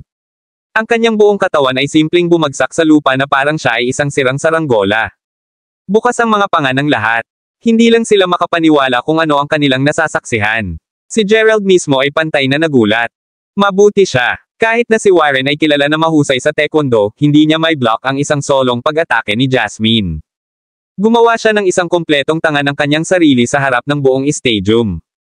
"Warren!" Sigaw ni Wyatt habang siya at ilang iba pa ay tumakbo upang tulungan siya. Hindi rin makatayo si Warren sa kanyang sarili sa sandaling ito at ang kanyang kamay ay pinindot ng marahan laban sa kanyang nasugatan na dibdib. Siya ay nasa ilalim ng napakalawak na sakit at malamig na pawis na bumagsak sa kanyang noo habang tinitingnan niya si Jasmine, ang paggalang ay sumasalamin sa kanyang tingin. Kahit na si Fabian ay hindi makakatulong ngunit humanga sa babaeng nakatayo sa entablado. Magaling! Nakapagtataka iyon. Si Cheered Isabel, nalulugod na makita si Warren na ngayon ay napahiya ng isang batang babae mula sa ibang klase pagkatapos talunin si Fabian. Kahit na kaibigan ni Warren ang kanyang sariling kapatid, hindi niya maiwasang maipahayag ang kanyang kahinahunan. Hindi alintana ang sasabihin niya, ang natitirang tagapakinig ay malakas din. Humph! Upang isipin na ang kampyon ay hindi maaaring maglagay ng isang daliri sa kanya. Karaniwan sa mga kalalakihan. Boring. Sabi ni Mindy na matulis habang siya ay lumingon upang tumingin sa iba pang mga paligsahan. Ano mang higit pa sa iyo kahit na maglakas loob na hamanin siya. Dagdag pa ni Mindy. Ang lahat ng mga paligsahan ay ibinaba lamang ang kanilang mga ulo bilang tugon. Kahit na si Wyatt ay hindi tumagal ng hamon. Pagkatapos ng lahat, si Warren ang pinakamahusay sa kanila, gayunpaman natapos pa rin siya sa pagkawala. Hindi mo ba sinabi na alam mo ang isang bagay o dalawa tungkol sa taekwondo, Gerald? Bakit hindi mo tinatanggap ang hamon niya ngayon? Sabi ni Isabel habang siya ay lumingon at nagsimulang nanunuya sa kanya. Dom asterisk sa, hindi ka lang ba nagpapasaya kay Warren kanina? Ano ang mali? Nakuha ng pusa ang iyong dila. Dagdag pa niya habang agad siyang gumawa ng isang hakbang, humakbang sa kanyang paa sa proseso. Ang bagay ay, nakasuot siya ng mga sapatos na pang-platform sa sandaling iyon. Si Gerald ay maaari lamang clench ang kanyang mga ngipin sa sakit. Ilipat mo ito, sigaw ni Gerald habang sinipa niya si Isabel mula sa likuran, na naging dahilan upang mahulog muna siya. Novel drama. Ikaw, pinasaya mo ako. Yelled Isabel hysterically. Hindi talaga niya inaasahan na talagang labanan ni Gerald at ipahiya siya sa harap ng napakaraming pulutong. Wyatt! Siya! Tinamaan niya ako! Yelled Isabel, nakatingin sa direksyon ni Wyatt. Kabanata 717. Si Wyatt ay abala pa rin sa pagtulong kay Warren nang marinig niya ang kanyang kapatid na tumatawag sa kanya. Napagtanto na ang isang tao ay nagsisikap na pumili ng pakikipaglaban sa kanya, agad siyang nakaramdam ng isang nasusunog na galit sa kanyang dibdib habang nagmamadali siya papunta sa kanila. Nahihiya na siya sa katotohanan na wala rin siyang lakas ng loob na hamanin ang isang batang babae na nagawang talunin si Warren. Pagkatapos ng lahat, siya ay isa sa mga pinakamahusay na mandirigma sa paaralan. Ngayon na ang kanyang kapatid na babae ay binubuli, hindi na niya pinapayagan na madurage pa ang kanyang kaakuhan. Kung hindi siya tumayo para sa kanya ngayon, tiyak na siya ang magiging pinakamalaking pagkabigo sa kanyang pamilya. Gaano ka manggahas? Mayroon ka bang isang hinahangad sa kamatayan o kung ano? Umungol si Wyatt habang inilulunsad niya ang kanyang sarili, na nagdidirekta ng sipa sa dibdib ni Gerald. O Diyos, baliw ni Wyatt. Siyempre siya. Hindi lamang ang taong iyon ay tumama sa kanyang kapatid na babae, marahil ay pantay na galit siya sa kanyang sarili sa hindi pagtanggap ng kanyang hamon. Panipi. Alam ko diba, tiyak na ilalabas ni Wyatt ang lahat sa taong iyon. Panipi. Ang bawat tao'y maaaring makaramdam ng kanilang sarili na humahawak ng kanilang mga hininga habang ang paa ni Wyatt ay naging mapanganib na malapit sa pagbangga sa dibdib ni Gerald. Gayunpaman, bago pa ito maabot ang Gerald, biglang natagpuan ni Wyatt ang kanyang sarili na nagpapabilis. Para bang si Wyatt ay simpleng manika ng basahan habang si Gerald ay sumalampak sa kanya sa gilid, na naging dahilan upang mahulog si Wyatt sa sahig. Naramdaman ni Wyatt na ang lahat ng kanyang mga buto ay sabay-sabay na nasira sa sandaling iyon. Wala rin siyang lakas upang mag-crawl. Habang si Marvin ay una nang nag-aalala para kay Gerald matapos makita si Wyatt na singilin sa kanya, siya ay nagyelo ngayon sa lugar, ang kanyang malapad na panga ay nakabukas. Maging si Isabel na nauna nang nasa sabik na makita si Gerald na sa wakas ay pinalo ay naparalisa sa pagkabigla. Nararamdaman ni Gerald ang buong stadium na nakatitig sa kanya na may pinalawak na mga mata, na sumasalamin sa kanilang hindi paniniwala. Si Maya mismo ay nawawala. Narinig niya kung paano ang bihasang Wyatt, at alam niya sa isang katotohanan na si Gerald ay hindi tatayo ng pagkakataon laban sa gayong nakaranas na manlalaban. Ano pa yan, napakarami ng isang kahabaan upang sabihin na na-redirect ni Gerald ang kanyang pag-atake sa aksidente. Jasmine. Siya, bulalas ni Mindy habang agad siyang tumakbo papunta sa kanya. Nakita ko rin ito, sagot ni Jasmine habang pinupukaw niya ang kanyang mga browser habang tinatitigan si Gerald. Ito ang kauna-unahang pagkakataon na ginamit ni Gerald ang pamamaraan na itinuro sa kanya ni Finlay. Hindi pa naisip ni Gerald ang paggamit nito. Ang kanyang katawan ay sadyang agad na lumipat sa sarili nitong. Wala rin siyang oras upang ayusin ang kanyang puwersa, na ipinaliwanag kung bakit nasaktan si Wyatt. Ano ang isang tunay na praktikal na pamamaraan? Habang iniisip niya iyon, ang lahat sa hall ay agad na lumaki upang magkaroon ng isang mas mahusay na opinyon ni Gerald. Holy Creasteris P. Upang isipin na ang gayong nakaranas na manlalaban tulad ni Wyatt ay isang up. Panipi. Yeah. Matapos talunin si Warren, mukhang ang aming queen ay may bagong kalaban. Panipi. Alam ko diba, Gerald. Pumunta sa entablado at ibalik ang aming pagmamataas bilang mga kalalakihan. Panipi. Ang mga sigaw na tulad nito ay itinapon mula sa lahat sa paligid ng stadium. Kahit na nakakagulat na makita kung paano pareho ang kagandahan at brawn ni Jasmine, hindi ito isang kahabaan upang sabihin na ang karamihan sa mga lalaki doon. Anong uri ng mga lalaki tayo kung hindi natin matatalo ang isang batang babae? Pumunta sa entablado, Gerald. Talunin mo siya. Talunin mo siya. Marami sa mga mag-aaral na lalaki doon. Tulad ng para sa mga babaeng mag-aaral, agad silang nagsimulang umawit para kay Jasmine na ibagsak din si Gerald, inaasahan na hikayatin siya. Dapat mong puntahan ito, kapatid. Gayunpaman, hindi ko alam na ikaw ay mahusay sa pakikipaglaban. Sabi ni Marvin habang binabalot niya ang mga balikat ni Gerald. Si Jasmine mismo ay tila naiintriga sa pagliko ng mga kaganapan, at tinitigin lamang niya si Gerald habang naghahanda siyang labanan ang kanyang susunod na kalaban. Natagpuan pa ni Gerald ang kanyang sarili sa isang problema. Pagkatapos ng lahat, alam niya kung paano ang bihasang Jasmine ay, at alam din niya kung gaano kalupitan ang kanyang mga pag-atake. Walang paraan na siya ay aakyat laban sa kanyang kusang loob. Kabanata 718. Halika na labanan siya tulad ng isang tao, duwag ka. Sigaw ni Mindy habang tinitingnan niya si Gerald. Tapat na nais niyang makita silang dalawa. Lumaban tulad ng isang tao. Chanted ang ilan sa iba pang mga batang babae sa stadium din. Maaari lamang iling ni Gerald ang kanyang ulo ng isang malambing na ngiti sa kanyang mukha. Walang paraan na magagawang mag-worm out sa isang ito. Alam na, maaari lamang siyang sumang-ayon sa hamon at dahan-daang nakarating sa pangunahing yugto. Sa buong kanyang maikling pagsasanay kasama si Finlay, tinuruan siya ng kabuoang 5 galaw sa pagtatanggol sa sarili. Ang bawat galaw ay naiiba, nauna sa pagprotekta sa gumagamit mula sa alinman sa mga suntok, sipa, o armas pareho ang mahaba at maikli. Ang ikalimang pamamaraan, sa kabilang banda, ay maaaring magamit sa ilalim ng mga sitwasyon kung saan ang isa ay pinigilan mula sa likuran. Habang ang lahat ng ito ay tiyak na makakatulong kay Gerald na ipagtanggol ang kanyang sarili kung siya ay makaharap sa panganib, sila ay mahalagang pa rin sa mga gumagalaw na pagtatanggol sa sarili. Sila ay ganap na walang silbi sa isang away na tulad nito. Sa pagpasok ng singsing, si Gerald ay malapit ng subukan na malaman kung aling paglipat upang magamit laban kay Jasmine nang agad siyang lumapit sa kanya.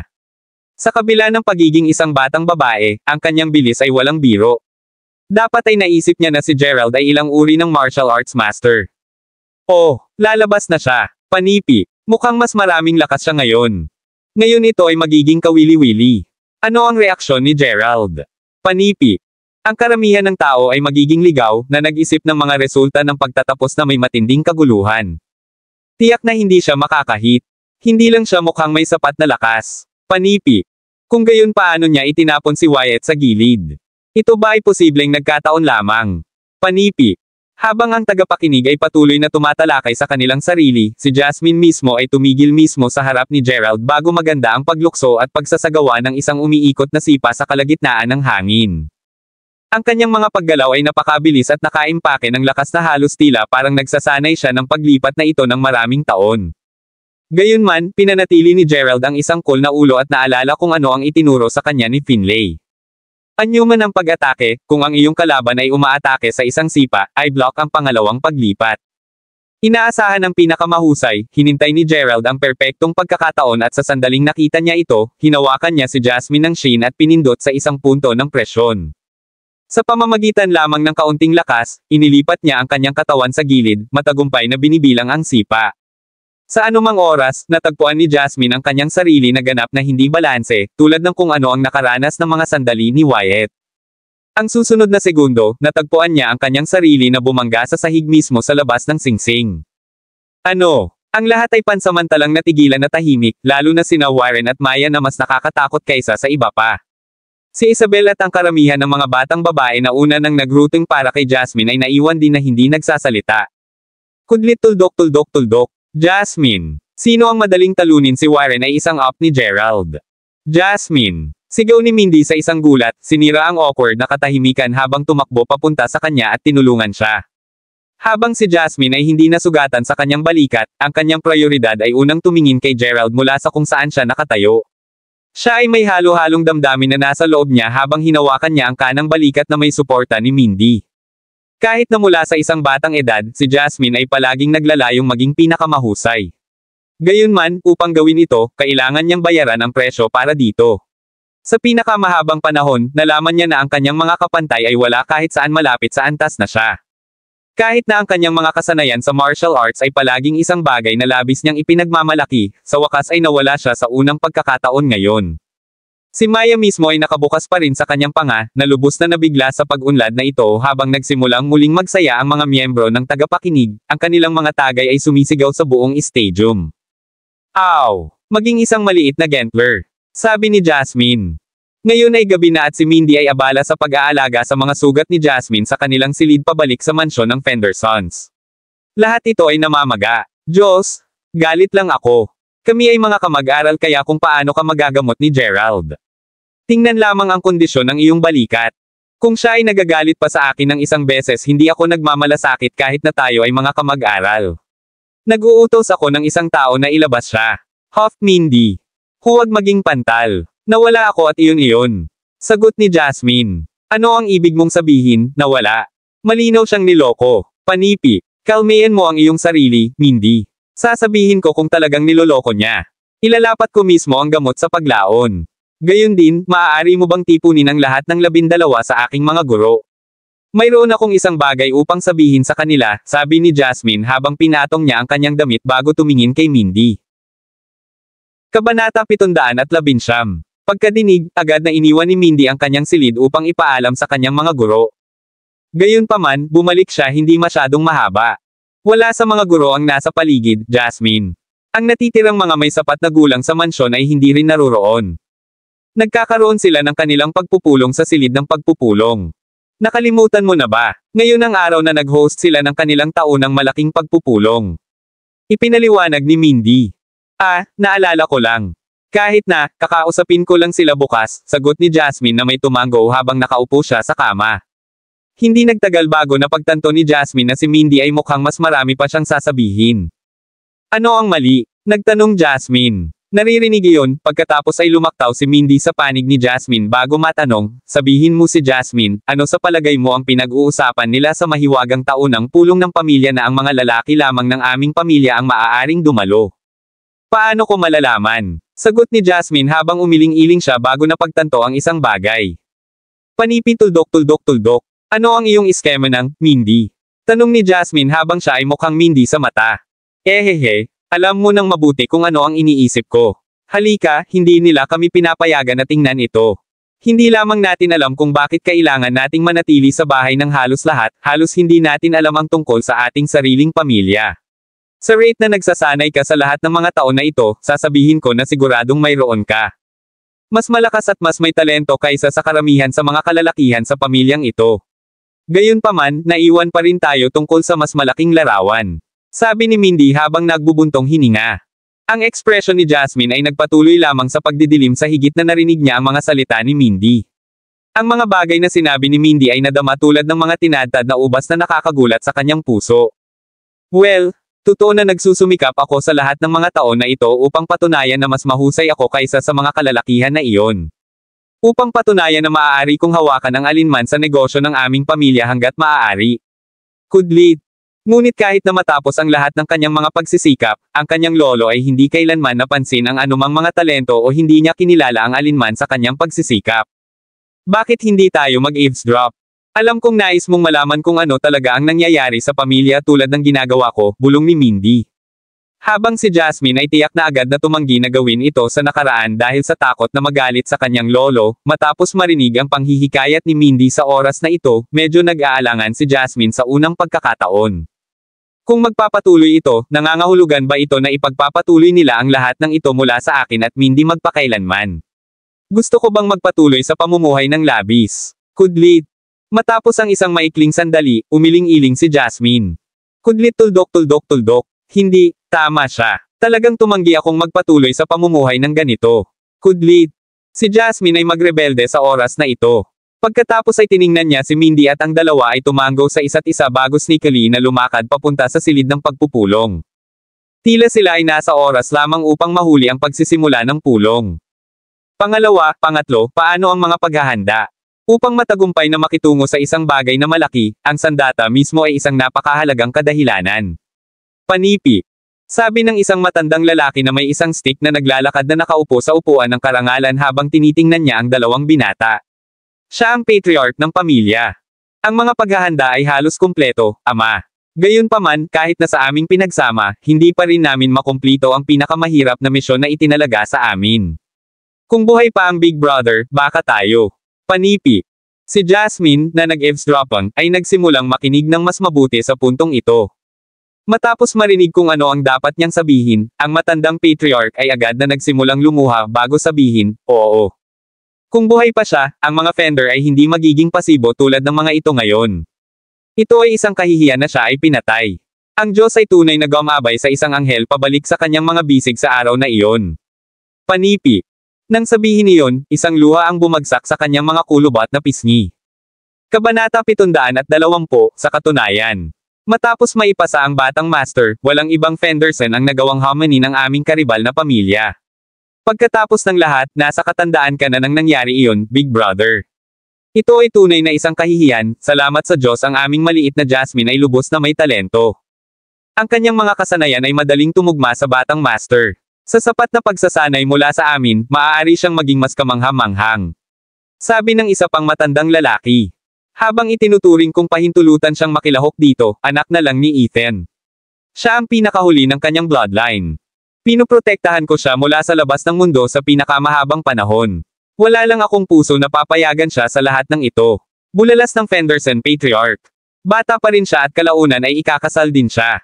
Dapat ko ring banggitin na kahit na ang batang master na si Ethan ay nakayanan ang pamilya. Ano ang magagawa niya? Parehong pinatay ang kanyang mga magulang sa pangyayaring iyon, sa palagay mo ba ay mag-atubiling ibagsak ang isang maliit na batang babae? Sinabi ng isa pang taong nasa gitnang may edad na may mad-ulash na mukha. Naririnig iyon, ang pangalawang batang Panginoon na napunta sa pangalan ni Joseph Fenderson ay sumabog ang kanyang mga kamay sa mesa habang siya ay sumulyap sa gitnang may edad na. Tuldok, ano ba talaga ang ibig mong sabihin doon, Noah Skyler? Naaayos na ba namin ang pamilyang Skyler para sa iyo na hindi iginagalang sa amin tulad nito? Panipi. Hindi ko kailanman.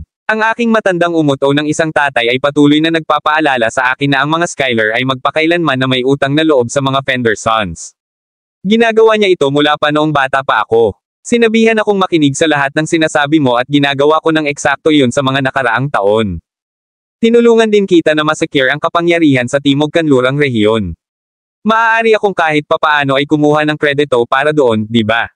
Sagot ni Noe habang tinitigan niya si Joseph. Bukod sa mga Fendersons, ang ilang mga miyembro mula sa kanilang mga pamilyang vassal ay naroroon din. Pagkatapos ng lahat, ang mga malalaking pamilya tulad nila ay nakasalalay na magkaroon ng hindi bababa sa ilang mga vassal sa ilalim ng kanilang kapangyarihan. Ito ay katulad ng kung gaano karaming mga tao ang magsisimulang magtrabaho sa ilalim ng Crawfords tuwing bumubuo si Gerald ng anumang mga bagong samahan. Totoo iyon, medyo nakatulong si Noe sa mga Fenderson sa nakaraang 2 taon. Maging ang aming pamilya ay nakapagpakain sa kanyang kredito. Muttered ng ilang iba pang mga kasalukuyang miyembro. Ito ay sa sandaling ito nang ang patriarch ay sinampal ang kanyang paglalakad na stick papunta sa sahig na naging sanhi ng pagtahimik ng lahat. Kung mayroon kang sasabihin, dumura lamang ito, sabi ng matandang lalaki habang siya ay nagbuntong hininga. Oh, wala ito, Master. Ito ay lamang na ang batang master ay naipasa ng maraming taon. Nabanggit pa namin ang paghahati ng mana bago, ngunit pagkatapos ay sinabi mo na kailangan naming maghintay hanggang lumaki si Jasmine. Bueno, malinaw na lumaki siya. Hindi ba ito mataas na oras upang gawin ang iyong ipinangako? Si Ethan ay wala ring tagapagmana. Panipi. Humph. Alam ko ito. Ang aming batang master ay maaaring lumipas ng matagal na panahon, ngunit ang eksaktong paghihiganti ay mauna. Ngunit narito ka, sinusubukan mong hatiin ang kanyang mana. Panipi. Ha! Humihiganti. Ang paglalagay nito ng lantaran, tila hindi ka man lang maglakas loob na gawin ito. Bukod sa, siya ay nag-iiwan ng kanyang mana sa inyong dalawa ay nagpapatunay na ang iyong mga kasanayan ay limitado. Hindi ito isang kahabaan upang maangkin na ang mga Fender ay nagiging mas mahina sa pangalawa. Hayaan lamang nating hawakan ang kanyang mana upang ang mga Fender ay makakuha ng isang mas mahusay na pagkakataon sa paglaki muli. Panipi. Tama si Noe. Shine sa ilang iba pang mga miyembro. Habang si Joseph at ang kanyang kapatid ay nagpupumilit na makabuo ng isang naaangkop na tugon, ang pintuan ay nakabukas na may malakas na bang. Pagkatapos ay pumasok si Jasmine sa silid ng pagpupulong, ang kanyang mga mata ay namumula at malamig habang naskanya ang bawat miyembro sa silid. Sa kalaunan ay nakalock ang kanyang tingin kay Noe. Uncle Skyler, sabihin mo sa akin kung sino ang pumatay sa aking mga magulang. Sino ang eksaktong kaaway? Maghihiganti ako para sa ating lahat. Panipi. Nakakakita ng kanyang barge ang Patriarch ay simpleng bumantong hininga ng malalim, sigurado na narinig niya ang kanilang buong pagpupulong. Walang sino mang nang-ahas na magsalita ng isang salita, kahit na si Noe na ngayon ay nakatingin sa tabi, na nagpapanggap na parang hindi niya narinig ang tanong niya. Matapos mailabas ang isa pang malalim na buntong hininga, ang Patriarch ay sumulyap kay Jasmine bago sabihin, magpahinga tayo. Jasmine, sumama ka sa akin. Panipi. Maraming salamat mga ka-master sa walang sawang pagsusubaybay, isang like, share, and subscribe naman dyan mga ka-master. Abangan ang susunod pang mga kabanata.